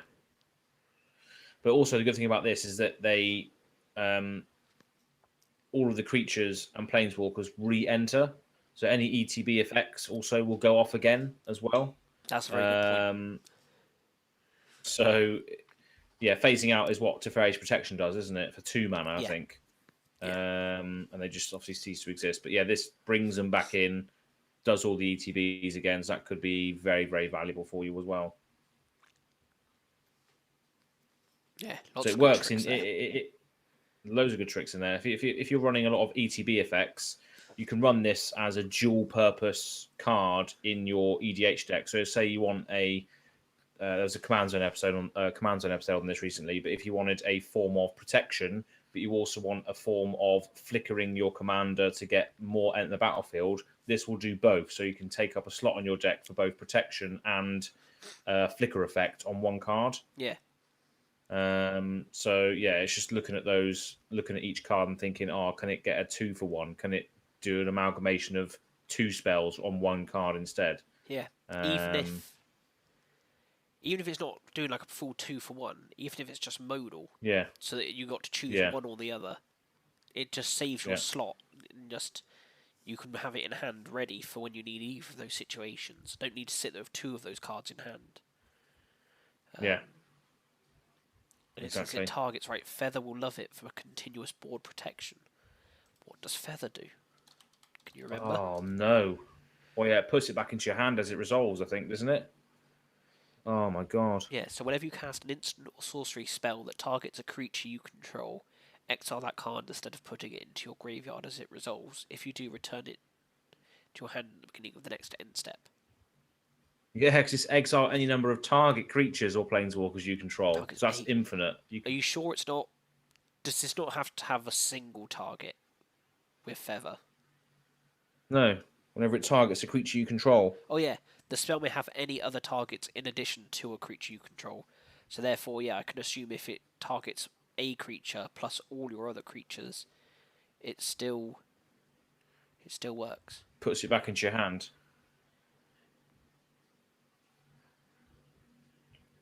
Where's Rob when you need him? Yeah, sounds like it works. I'll allow it. Yeah. Whenever you cast instant sorcery, it targets a spell creature you control. And this one says exile a number of target creatures. Yeah. Yep, I abuse that clause all the time. Yeah, fair play. Say, must do. Yeah, that's pretty good. Good shout there. Good shout indeed. Andrew Donnelly, while you're listening live, drop a Discord thing in there, because if you join our Discord, if you play EDH, and if you're sort of in the sort of UK time zone, we might be able to get some games on Spell Table going, because we get games going every sort of Thursday. Same with you, Jason, as well. If you're on Discord, go and join that Discord link there, as Tom's put. Or if you're watching on YouTube, you can look in the link in the description box as to that link there as well, if you can't access it. Yeah, we're always organising EDH games on there every Thursday. Sometimes you get 2 pods. There's always a game going on in there. So just join that if you want to get some games going.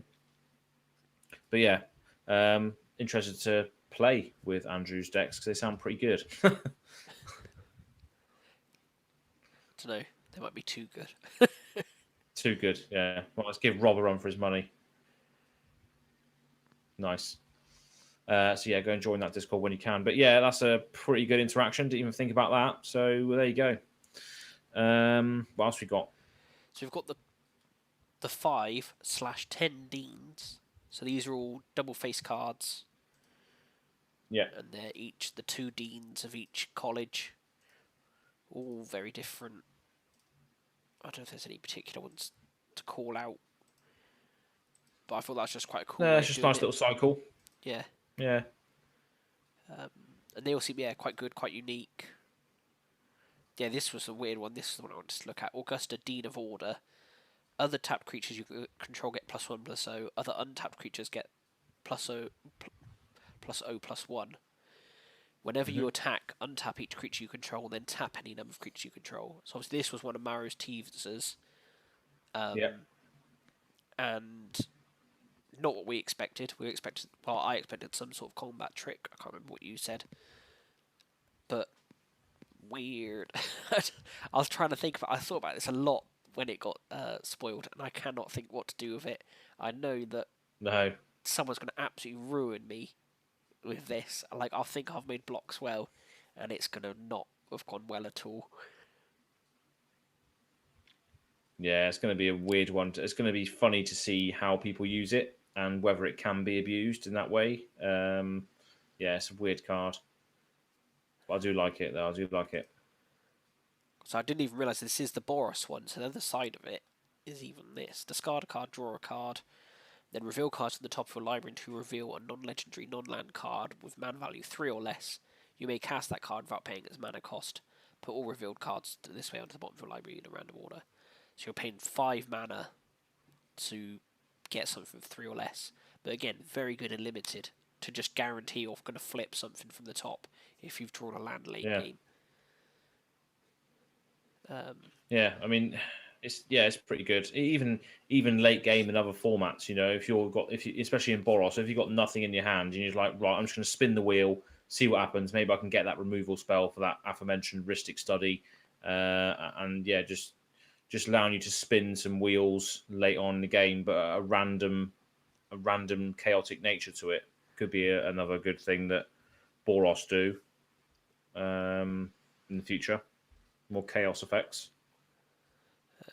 So Jason did say they've made another broken Simic commander. So I assume it's this Kian, Dean of Substance, and Ibrahim, Dean of Theory.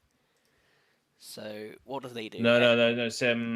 It's the actual commander. I think the one that doubles your tokens. Have you seen that one? What? Is that in here somewhere? It'll be on here somewhere. Yeah. We'll get to it in a bit. If we just continue down the list, we'll get to it in a bit. So yeah, we'll mention the broken commander in a bit. So you got all the 5 Deans, and you got all the 5 new lands, which is cool. So yeah, they're the ones you have to reveal a land of a basic of the same sort of colour that they are. Weird though, these snarls. That's obviously something that happens on this plane where the 2 colours of mana sort of collide and go into this weird vortex. Just a nice. No, they look awesome. Those lands are quality. Yeah. I really like those lands, and it's good for those. Obviously, the schools that are represented in this game, as well as any EDH decks or any decks really that have just 2 colors in them, because you just have to reveal a basic land of the color pie that you're representing to make it come in untapped, which is easy in 2 color decks, and it punishes the people that are greedy as well.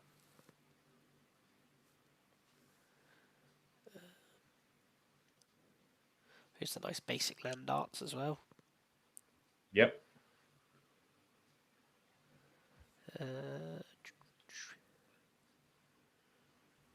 Got the Deans again, the normal art versions, the Snarl normal art versions. We've got another Elder Dragon, the Silver Quill. It's the Silver Quill one. Oh, yeah, this one was weird as well. I'm not liking these Elder Dragons, Aaron, I'm not going to lie. They're very strange, aren't they? They're doing nothing for me. This one's just 2/5 flying double strike. At the beginning of combat on your turn, you may choose 2. Each mode must target a different player. Again, another one of Maro's teasers. Target player creates a 2/1 white and black inkling creature token with flying. Target player draws a card and loses 1 life. Target player puts a +1/+1 counter on each creature they control. So, what? Yeah, I thought all the Elder Dragons were going to have the choose player thing. I thought all of the Elder Dragons would have, because this is the first one that was spawned. I think the Silver Quill ones. Yeah. I thought all the Elder Dragons would have choose a mode. They can only target a player only once, sort of thing. But they're all very different, aren't they? Yeah, it seems that there doesn't really thing. So Andrew's just gone back to the lands. Did point out that you can actually just use dual lands as well. You just need the land type. It doesn't actually have to be a basic plains. So if you've got a plains swamp, you can reveal one of them. So yeah. Oh, brilliant! Makes it even better. Yeah, definitely. So maybe you could get away with it then, maybe in 3 color decks or what have you, potentially. Yeah. If you don't need the bait, it doesn't say basic, does it? Probably not. No. It just to reveal a swamp or forest card. So yeah, it's talking about a card type. It's not not a card name. What are the ones I'm thinking of then? Oh, I'll go listen to the lands episode if you want to know what it is. Are you one of the ones that care if you've got some basic lands in play? Oh yeah, that's the ones. Yeah, that's the ones that's Tango lands, is it? I think the ones we thought were going to be. Yeah. Because I think Andrew said they were battle lands. They enter untapped if you control 2 basic lands. I think. Yeah. Maybe it's those. But yeah, definitely not those. It's those ones instead. So we'll move on from that now. Oh. Here's one. Archmage Emeritus. Magecraft. Oh, whenever yes, you cast this one. an instant or sorcery spell, draw a card. Brilliant. Because why not? Because why not? Yeah. Whereas the white equivalent, whenever you cast an instant or sorcery spell, this creature gets +1/+1 until end of turn.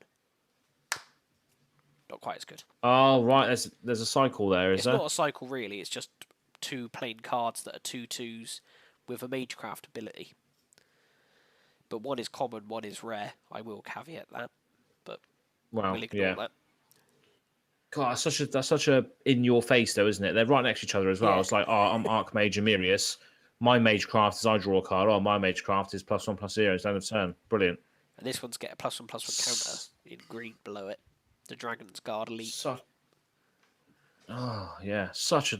a vast difference of power. Maybe there is a white one to come. Maybe there's one of each color. But could be. If could not, be like that's a just 2/2 Magecraft cycle. Yeah, 2/2 Magecraft. They're not the same converted mana cost. No, so. one's only 2 and one's 4, but yeah, they're both maybe human as well. Yep. So yeah, hopefully.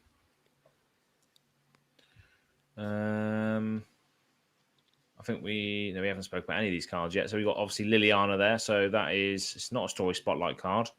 surprisingly. But she's confronting her past here. You can see that she can see Gideon's sacrifice, which is in the mirror, and it just reminds me of the bloody mirror of Erised from Harry Potter, where obviously Harry goes to, it shows you your deepest, darkest desire or something, doesn't it? Whereas this one shows your past, I guess. So yeah, black and X for a sorcery lesson. So do you know what the lesson mechanic actually is? What is that? So that's linked to the learn mechanic. Let me just go back and find the learn card. So here we are. Pop quiz. 2 and a blue, draw a card, learn. So basically you can reveal a lesson card you own from outside the game, i.e. your sideboard, and put it into your hand. Or discard a card and draw a card.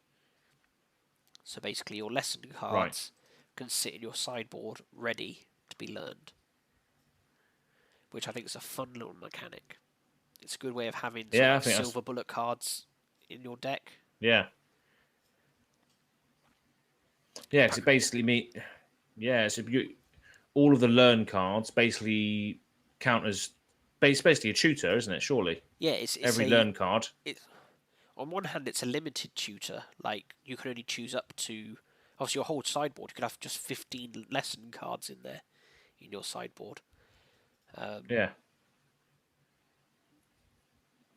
yeah, icon. But yeah, it depends on what style your deck is. Depends on how many tutor cards you would want. Sometimes you might have like 4. Well, it depends what the lessons are really that you could choose. But yeah, say there's just an option like maybe like 3 different finishers you could choose from.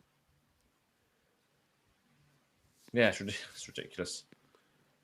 Yeah, there's not many cards that have the lesson on them, and I don't think they're going to be too backbreaking. But it's going to be interesting how you can sort of fetch things from outside the game per se. And obviously in Commander there isn't really a rule for this because you don't have a sideboard. So these cards are pretty much dead in that format unless you sort of metagame it. In Commander, all it says is discard a card, draw a card. That's true. Yeah, it does have that on there. So that's all it is, which isn't particularly good. Yeah. But no.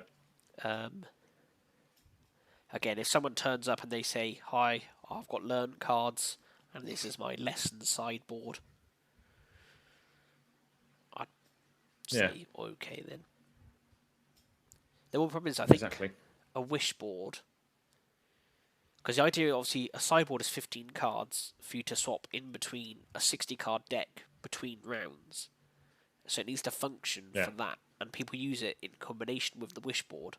And it basically, the idea is that then you can get access to your sideboard cards pre-sideboard games. Whereas in Commander, where there is no sideboard, where there's no game 2 and 3 to go into, I do understand that basically all it's saying is you're playing, like when you play a learn card, all you're getting there is potentially a 15 modal spell. You're just picking a spell of 15 options that's got a kicker cost of whatever your learn card is, or the wish card sort of cost is. So I do understand why it's a dangerous road to go down. Because I think it gives some decks way too much advantage.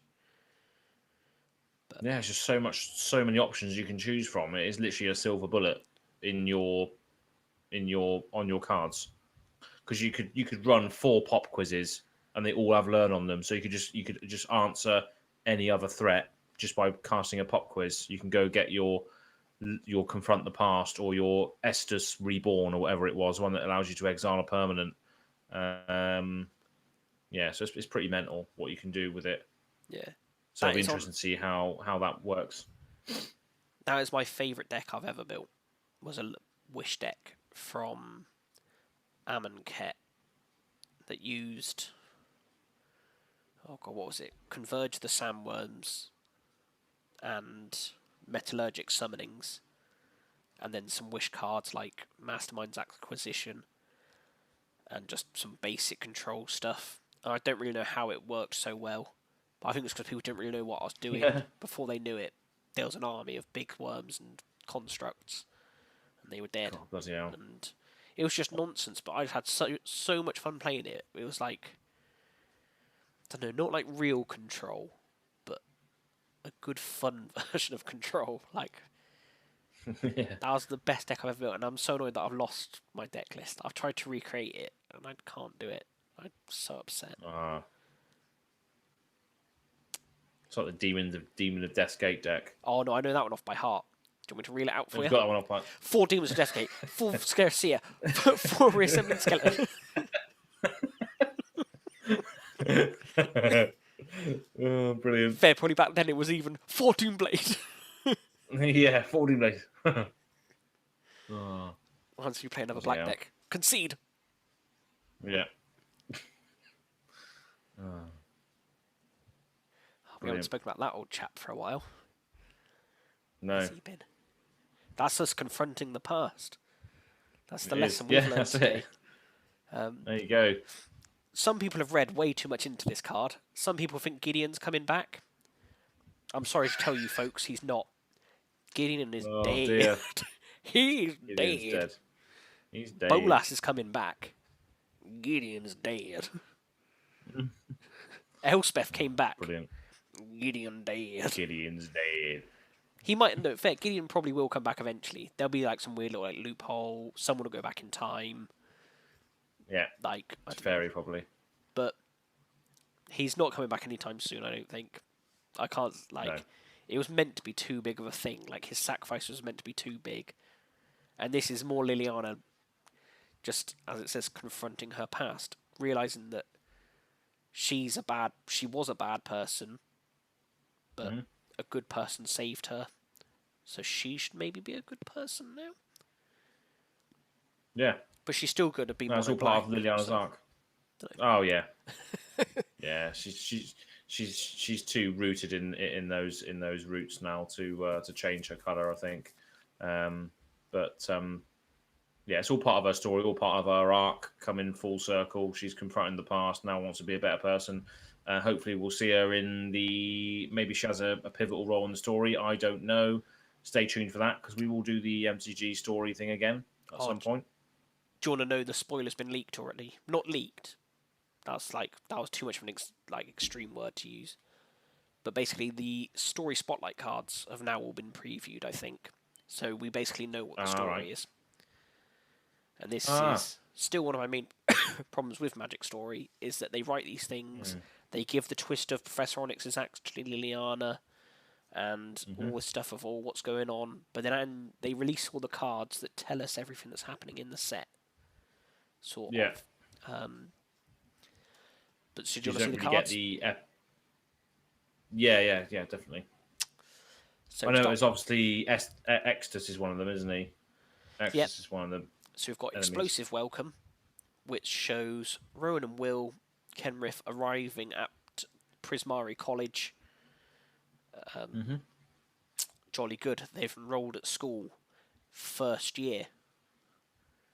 Second card is Extus, Auric Overlord, and the backside is Awaken the Blood Avatar. And that Blood Avatar looks amazing. What creature stats would you assume this picture on the right hand side is? Well, I mean, if you just think of Demon of Death's Gate, you think something that's being summoned from a blood oath by sacrificing creatures is definitely a 9/9 flying trample, surely. You'd assume that. Right. Also, the fact that it has 4 arms, wielding 3 weapons. There's a man on the steps in front of them, which I believe it is Extus, who looks like an average type man. Stood in front there, he looks quite tiny, so each of these weapons at least is 2 or 3 times the size of a human. Yeah. Wielding 3 of them. I'd say 9/9 flying trample hits home there. Oh no, it's a 3/6. 3 power on this. What sword school did this Blood Avatar go to? Like, come on. Doesn't make sense, is it? The fact that it's 8 mana to cast as well. It doesn't Okay. matter about the. It doesn't matter about the fact that it gets a reduction for each creature you sacrifice. Because Demon of Desicate, you had to sack 3 creatures, and it came out for 3. Exactly. You know, It's the this is same. a great time to mention the Demon of Yeah. Desicate. I'm glad you've made that connection. And it wasn't just my own fever dreams making this up. No. Um, So yeah, it does look like a big, huge demonic creature, and the fact that it's represented as a on a 3/6 black and red avatar creature token. yeah. Fair Whenever enough. it There is a attacks, it little was bit more 3 to it than damage. that. There's a little bit more to it than that. Because each opponent also has to Okay. sacrifice a creature. Okay, so that's a nice little positive. You get to do something. But Yeah, they will obviously also get rid of their weakest creature. Then you that's get right. the avatar. And it has whenever this creature attacks, it deals 3 damage to each opponent. So it does a little bit more. Still not great.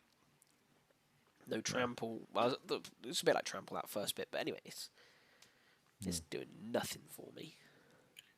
No, I mean, Gutted. yeah, I mean, this is quite a cool card though. To be fair, because obviously Extus himself, or whatever it is, you know, it's black and white. So obviously it's you got black and white there, but also you got black and red. So it's actually a Mardu. If you want to run it as a Mardu commander, you could, because obviously Yeah. it's got 3 colors in it.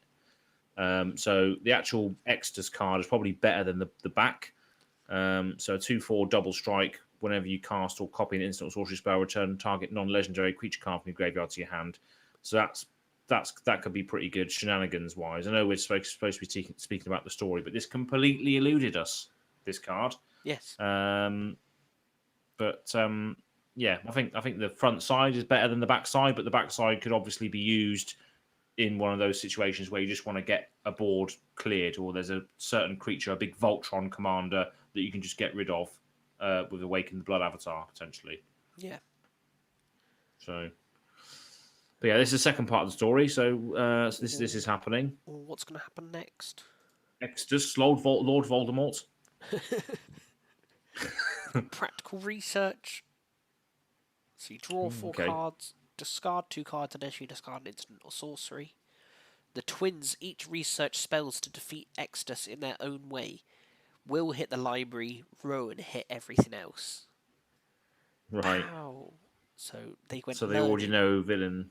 So yeah, they found out about Exodus and they thought, yeah, we're going to beat him. Not let's go to the teachers and let them know that there's a bad guy at school. No. Hey, let's not even planeswalk away from here and go and call on the army of planeswalkers that we've met over the year, like in that big war we had against a dragon, and ask them to come and sort things out. No, we're just going to go read a book that's got answers in it. Oh, hey, maybe Pigeon. How's it going? That's what you've said, and I'll say it back to you, because it's going good here. It's going good here. We're actually going through the story spotlight cards. And we've already determined, after looking at 3 cards, that Willem, Rowan, and Kenrith have discovered the villain of the story and are researching to potentially beat Exodus in combat after he summons a shit blood red avatar. Yeah. So what do you think is going to happen next? Final story spotlight. Is there 4 cards only? Is there? Ooh, that we know of that's been released. Maybe Pigeon's doing some EDH building, but he's going to have to put that down a minute while he watches to see what happens next. Oh, the good guys win. The good guys won. Don't worry. Culmination of studies. That's right, kids. Study hard. Don't steal other people's work, and you will get the victory in the end. Oh dear. They just put a weird red halo around him, and that's what makes him a weak 3/6. Yeah, that's probably what it is then. Exile the top X cards of your library. For each land card exiled this way, create a treasure token.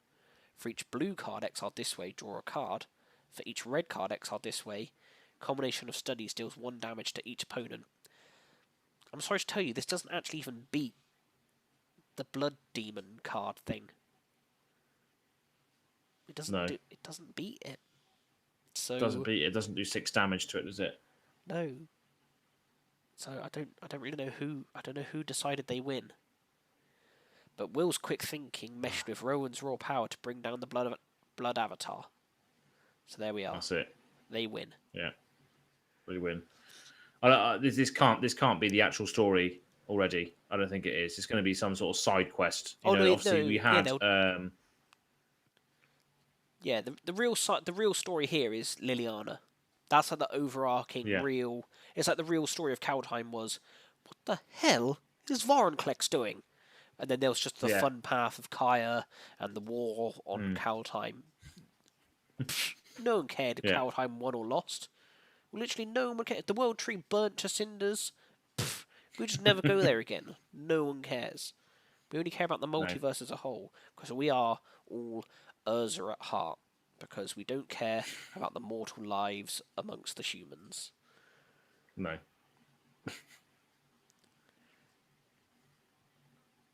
Is that have I understood things correctly? I think so. Yeah, we're all High Lord Artificers. Yeah. But no, I've been a bit negative there about the story, but just saying we've now got a little tidbit into what the story will be over the next coming weeks. Obviously, we've had the first. I think this would be like Nico. They had a story, didn't they, in Kaldheim?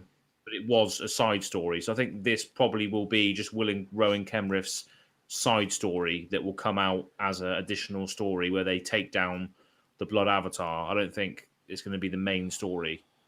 Surely there's a card that alludes to sort of Nico's quest that wasn't actually part of the actual story. Surely. Yeah, there was stuff about Nico in the set. What was it called? But was it an MTG? Was it MTG Spotlight card? Story Spotlight card? I don't think it was. Behold the Multiverse? No. Maybe not then. Yes. What was Kaldheim's thing? KLD, was it? That's Kaladesh. Oh, was it? I always get confused. KLHM? Maybe, yeah. There we go. So, yeah, nothing here about. No.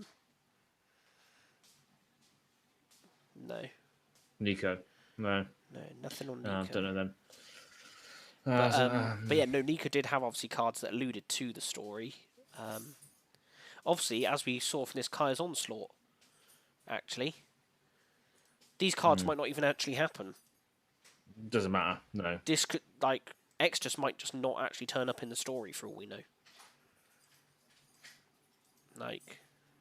This could just be a nice story about two kids going to college, learning some good stuff.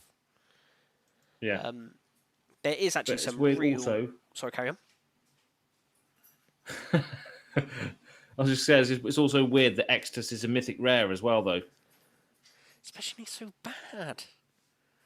Yeah, it's just like it's a mythic rare, but is that alluding to the fact that it's going to be part of the story or not? No way. Mythic rare. Yeah, probably. Extus. But no, I did a little bit of digging into the story, which I'd completely forgotten about until we just started talking about it again now. So, in the stream thing they did last week, they showed us that Luca is also here, didn't they? On the plane. Oh, yeah. But we don't have a Luca card by the look of it. That's fine. No. That's all right. We can't have cards for everyone. And also Kasmina is here, we know. And Kasmina we don't know too much about. But apparently we know, and I don't know how we know this, but if you look up Kasmina's wiki entries, she's part of this ancient Planeswalker order that's trying to take down, that's organised to stop a threat that's bigger than War of the Spark was. What? What does that mean? On earth? So she like the new Urza? Is she gonna is she trying to form the new Weatherlight crew sort of thing to stop possibly Phyrexians? Is this what she knows is the ultimate bad that's coming? Maybe she's maybe the actual Strixhaven school is actually just a recruitment, like a barracks to try and recruit the best wizards to fight the oncoming threat. that is imminent. Maybe it's just a way of recruiting people for that particular battle potentially. Yeah, you say that as if that might not even be the real thing, but Kasmina is actually pretty nasty. Because what Kasmina and her order specialise in, again, I try to find the source for this, so it could just be the ramblings of someone crazy on the internet. But apparently, what her order specialises in is finding unsparked planeswalkers that they call like embers or something like that. So it's basically people that have the potential to become planeswalkers. They then torture these kids until their spark ignites. Right. Then recruit them into their order. So it's sort of like how Bolas was making the Eternals. You're right, Jason. War of the Spark Part 2. A whole different war. It's what we all thought Bolas was going to do. But, shit, Kasmina's the real, evil in all this. Being Simic. Mm. Yeah. Yeah, that's it. So what they specialise in is getting these people that aren't sort of proficient in magic. And Will and Rowan Kenrith, we know, obviously trained as knights. Their sort of magic ability is second to sort of their fighting ability. Luca is the same. And they're both there on this world with Kasmina. Basically, we need a lot more information on this woman. And the police need to be informed. Ugin needs to be informed, I'd say. Yeah. He's the only one with enough foresight to really understand what's going to happen. Don't tell Jace. Crazy. He will mess this up. As he always does. Oh yeah. When Ugin tells him, don't try and kill the Eldrazi, it's just like chopping someone's hand off. You've then just got to fight a disabled person later on. And that's bad PR. And what does Jace do? Punches them. Bad idea. Bad Jace. It could be all something there. Kasmina. So, maybe she's the enemy. So when we were discussing, what are we going to talk about this week? That was the big thing that I wanted to talk about, and I completely forgot about it. Nico Bolas is making his grand return. I don't think Nico Bolas is a bad guy anymore. I think he looks like a chump in comparison to Kasmina and her band of crazed owls, or whoever is in her gang.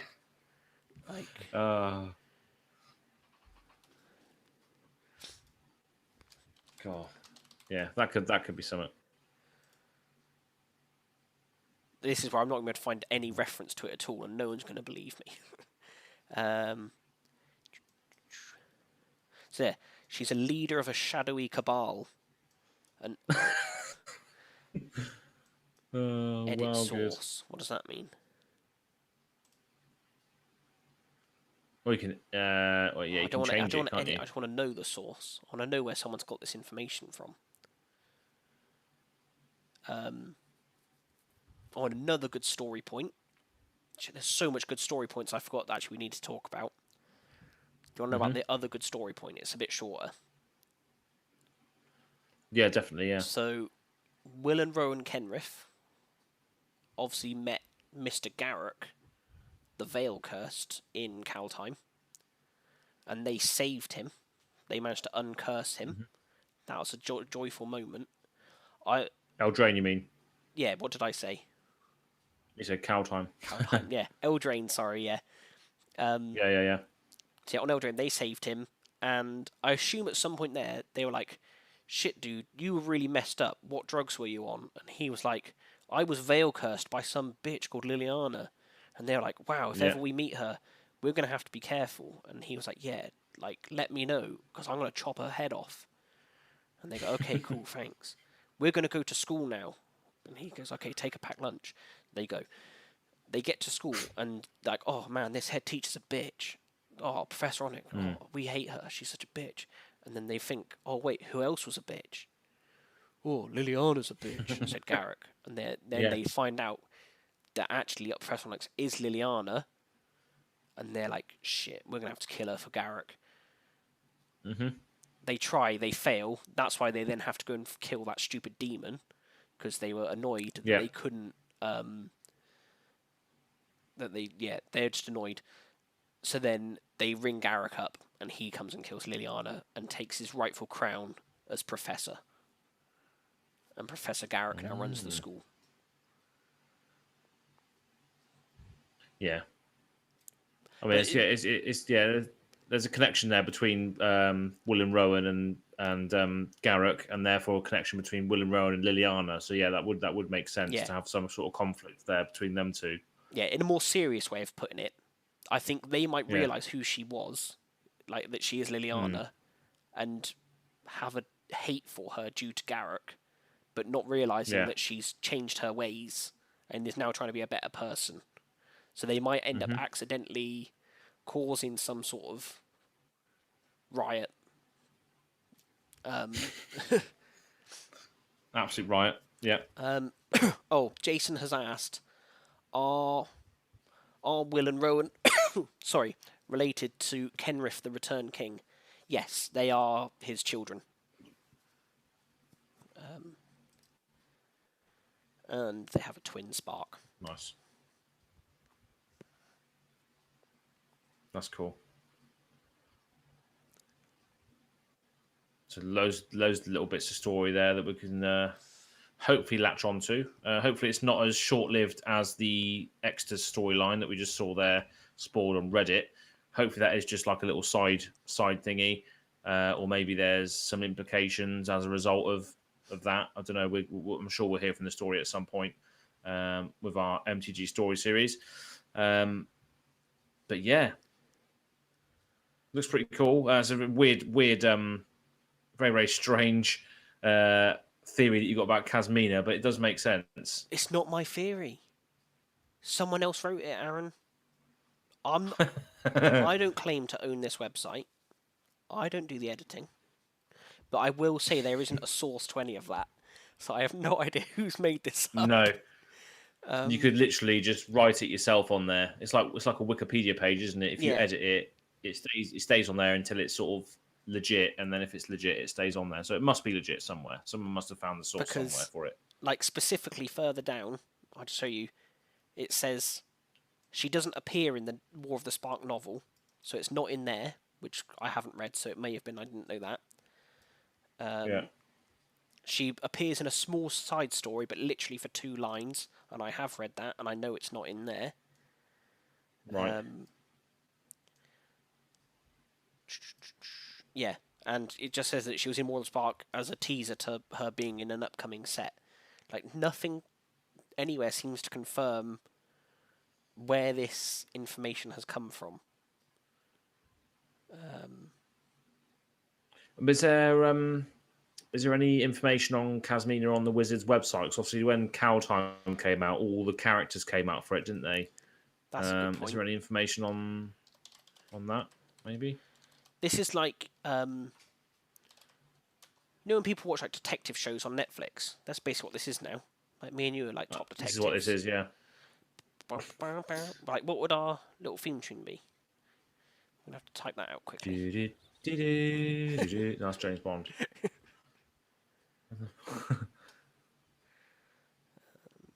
So we've got a side story there already, look. If you scroll up, we've got a side story already. A Cry of Magic, of course we do. So yes, this is about the students, I think. 2 stories. So for anyone who's watching now, past, present, whatever, we do have a MTG lore series. So we did all of the... I say we, you did. I did a few voices. But Tom did a MTG lore section, which we're probably going to continue with when you're a bit more healthy. Because obviously you've got a bit of a cold at the moment. Yeah, so my voice tonight is awful for that. Not that it's much better. So, yeah, I can't click this, folks. This is the theory. Oh, is that all it is? It's just a picture, is all we're getting. Ah. And this only adds to our theory that she is evil and hiding it. Yeah, makes sense. Well, so how did you get there? Sorry, I completely missed it. How did you get to that thing I went to the Magic website and clicked story at the top. If you just hit story there, and it brings you to, you get the latest story at the top, and then you can go to, it's sort of like in set order. It gives you all the old stories you can read. For some reason, they put Theros Godsend here instead of Theros Beyond Death because they didn't want to write a proper story for Theros Beyond Death, or they did write one and cancelled it. No one really knows. But anyway, that isn't actually a Theros Beyond Death story. It's the original Theros story. Ignore that. And then the rest are all back in order again. Yeah. But you go down to databank. It just says all Kasmina. That's it. That's all there is. Yeah. That's No, all that's there is. because That's I've typed really a search bizarre. in here for Kasmina. So if I delete that, we've then got everything again. But most of these, the ones you can click on, you can click Dak Faden, you can click Doretti. You can't click on Davriel, who also looks pretty evil and mysterious. Yeah. Yeah, but he also only appeared in War of the Spark, didn't he? He hasn't appeared anywhere else. He appeared in his own story, Children of the Nameless. Did he die in War of the Spark? I've got a funny feeling he got killed for no reason. And he potentially was actually quite a fun character. Yeah. A few people died in that story, didn't they? But there's nothing on Kasmina. You can't. Annoying. Oh yeah, yeah. And Domri. Oh, poor Domri. I sort of think he had it coming. He tried to play both sides of the coin, stupidly. But yeah, Kasmina's one of the. Kasmina has got one. But she's there, but there's nothing to click. Can you see, like, when I go hover over Khan, it changes orange. That's a link. That will take me to Khan's page. It's going to take ages to load. But it's currently loading Khan's page.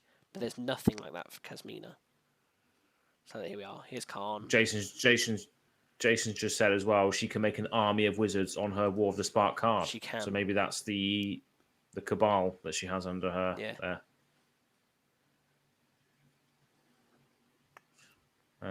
So yeah, I reckon that could be it potentially. She could probably be the villain of the set. Secret villain. Potentially, secret villain. You heard it here first. Kasmina. So what is her actual card called? Kasmina. Enigma Sage. Not Kasmina Evil Bitch or anything like that. It's not. They haven't gone that obvious with it yet. Right. So. What do you mean the old Kasmina card? No, yeah, that's the new one. So Enigma is a person or thing that is mysterious or difficult to understand. Huh? Hmm. And Sage is delicious with potatoes. Yeah, absolutely, yeah. So sage and onion stuffing? Absolutely, yes, please.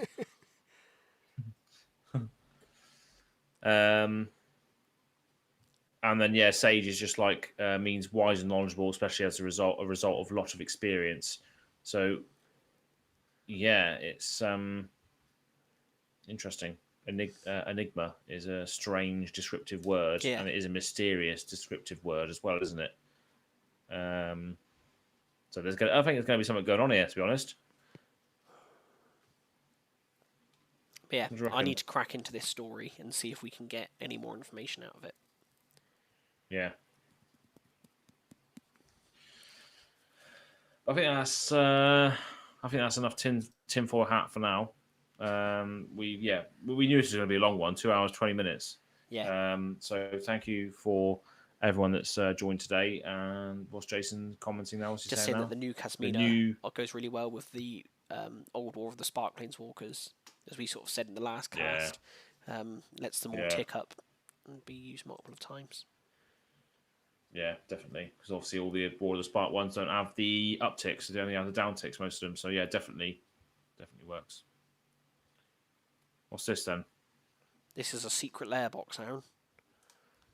This is what wizards send. This is what wizards send you if you give them £100. Right. And it arrives. I've not tampered with this. Can you see that? Huge split down the side. Oh dear. Packaging could be improved.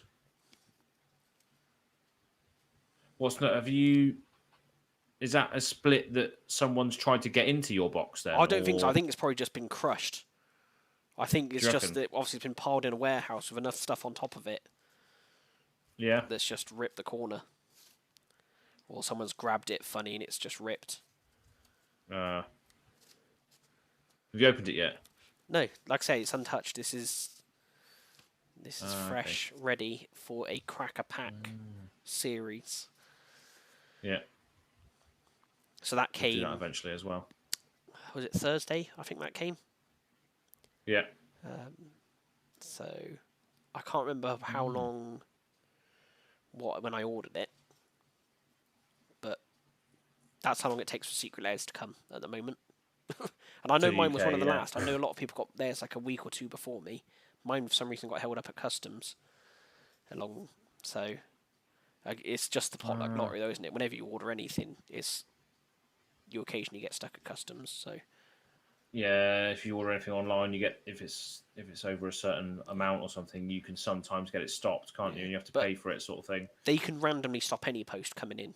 Like they have to randomly search like a percentage of everything for potential hazards. I didn't have to pay any more for that. Like it's not I had to pay anything at customs for them to send it to me. Like it just got delayed. It was just put on search, which I guess could be what that cut is. Maybe they'd cut it to look inside to see what it was, and then just saw it says possibly. Wizards. Straight away, as soon as you look in there, it says Wizards, and they thought, "You stupid nerd," and just passed it on again. Yeah. Brilliant. Took me forever to get the Walking Dead. At least you got the Walking Dead secret there, Jason. Well done. Unlucky. Fair. I think the got Walking Dead one, they did say, is Lucille. didn't they say it's the biggest selling one, Walking Dead? I'm sure we read that once. Yeah, I think so. Yeah. So I'm not sure if demand was a lot more for that than they were initially expecting. So that might be one reason that took forever. Maybe they had to print sort of like twice as much as they were expecting. Yeah, because it's print to demand, isn't it? It's print to order. Yeah. I'd still love to know what the numbers were on that, because I still don't know what the numbers were on the biggest selling set or what have you. We weren't ever given that, were we? Really? No, I don't think they ever gave like sort of exact, which is makes it a little bit harder for sort of finance. Because going off track again, did you hear that That's they right, that's what we do. managed to work out even more accurately recently how many Black Lotus were ever printed? Because they managed to speak to someone who used to work at WotC all them years ago, who was still good friends with one of the production people all those years ago. Wow. And they managed to find one of the original order slips. Like, as if they managed to hold on to that. Like, who on what side thought, this is going to be, like, monumental enough to keep hold of, sort of thing. Sort of 25 years later. But yeah, there's less than we thought Black Lotus is, basically. Like, less? Yeah, some person thought, like, the original print demand was, like, 10,000, but really it's only 7,000. 7,000 singular Black Lotuses out there, that's it. And that doesn't... Oh, wow. And then, obviously, how many were used by kids on the street and just, like, got damaged? How many were just thrown away when people got too old and just thought, I don't want to play this anymore? What a rubbish this is, yeah. Yeah. It'd be interesting, though, because like, I don't know when Black Lotus became so expensive, well, when it just became unattainable, basically. But, it'd be interesting to know at what point did all those Black Lotuses get discarded without knowing the value, because that was in the very, very first set was Black Lotus, wasn't it, right? Yeah. The very first set, Alpha. So how many Black Lotuses were lost to being discarded or ripped up or what have you within the first year or two when they didn't know how valuable it was going to be?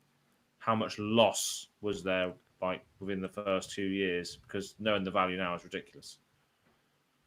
Yeah, I was as well. I was. You were so bad at younger playing cards on the street. I was exactly the same. I didn't use any deck protectors at all. Just playing on the pavement with cards, and it was it's outrageous what we used to do back then. Absolutely. But it had a nice little aesthetic quality to it as well. It was like rough edges, like proper rough edges. Can't give you an example because I don't have any anymore. But it was always good to have a nice little rough edge card from playing it consistently. What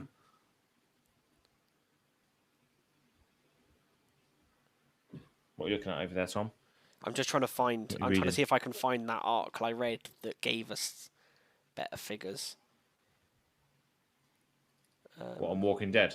No, on Black Lotus. How many Black Lotus were print? Yeah. It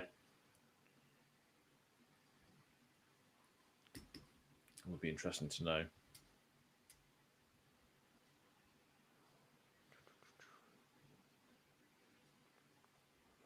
I don't know. This is just in that they think there's 5,000 in circulation. There's still 5,000 out there in the wild somewhere. I wonder how many people have got those without knowing. It's just weird, isn't it? How many like stuck in the attic somewhere? Yeah. How many people actually know about?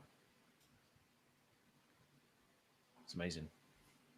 Well. Hopefully we have one soon. We just randomly find one. Someone in the group just like, oh, I found one.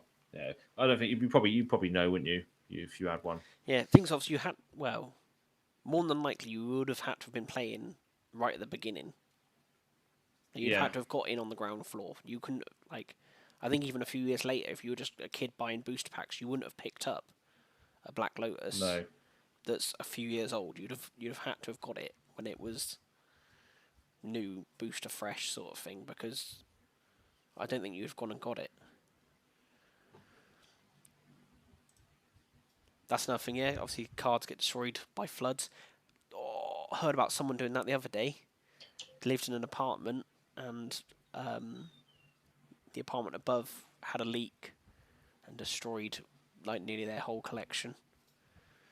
Oh dear. Not good. Good. Waterproof boxes for Magic cards. Maybe that's a good business idea. Do you watch the Mighty Boosh? Tsunami proof. Have you watched the Mighty Boosh? No, I haven't. Yeah, have you not? Why is it? Just on it, for any listeners that know, Bob Fossil, when he has his little recording, he just keeps shouting stupid things in there, like that are his ideas, and that's the song he'd say, waterproof boxes for Magic. Pocket cup. Absurd ideas for stuff. Fires too, yeah. Any sort of natural disaster is going to destroy a collection, isn't it? So maybe we need like a indestructible Magic box that cannot be. It could survive the Mariana Trench, the depths of the Mariana Trench. You could put it in one of the space shuttles to go to Mars, and it would still survive. Send some Magic cards to Venus and see if aliens pick it up and they're asked to play. I think on that note, that is the end of today's podcast. 2.5 hours. That's probably one of the longest ones we've done for a while. It is, and I do. That's mainly my fault. I do apologise. I didn't really plan ahead. Right. We don't plan ahead anyway, most of the time. A safe, yes, a safe will work. I guess that's probably that makes sense. But I'm thinking of more of a box that's made for Magic cards potentially, rather than just a general safe. But we'll see how far that business idea goes. That's all we got. That's all we've got time for tonight. So thank you very much for tuning in, everybody. Jason, Andrew. We had. I can't scroll down the trap for some reason. Maybe Pigeon. He joined in. Maybe Pigeon joined in for a while. And anybody else who? Tom at the beginning, yeah. Anybody else who might be sort of watching in the future, or what have you? Thank you very much for tuning in, and we'll see you on the next episode of Pastime Podcast. Look out for the MTG story as well, because we'll do that at some point, as we always do. Have we decided to do recently with the new MTG sets? Helping me have a great night, guys. Yeah, cheers, Jason, and thanks for Andrew as well. Help you pass your shift at work. No problem. Have a good evening. No problem. Yeah, 2.5 hours. That's got to be 25% of your day done already, surely. Yeah. So yeah, have a good one, and we'll see you on the next one. Thanks for watching.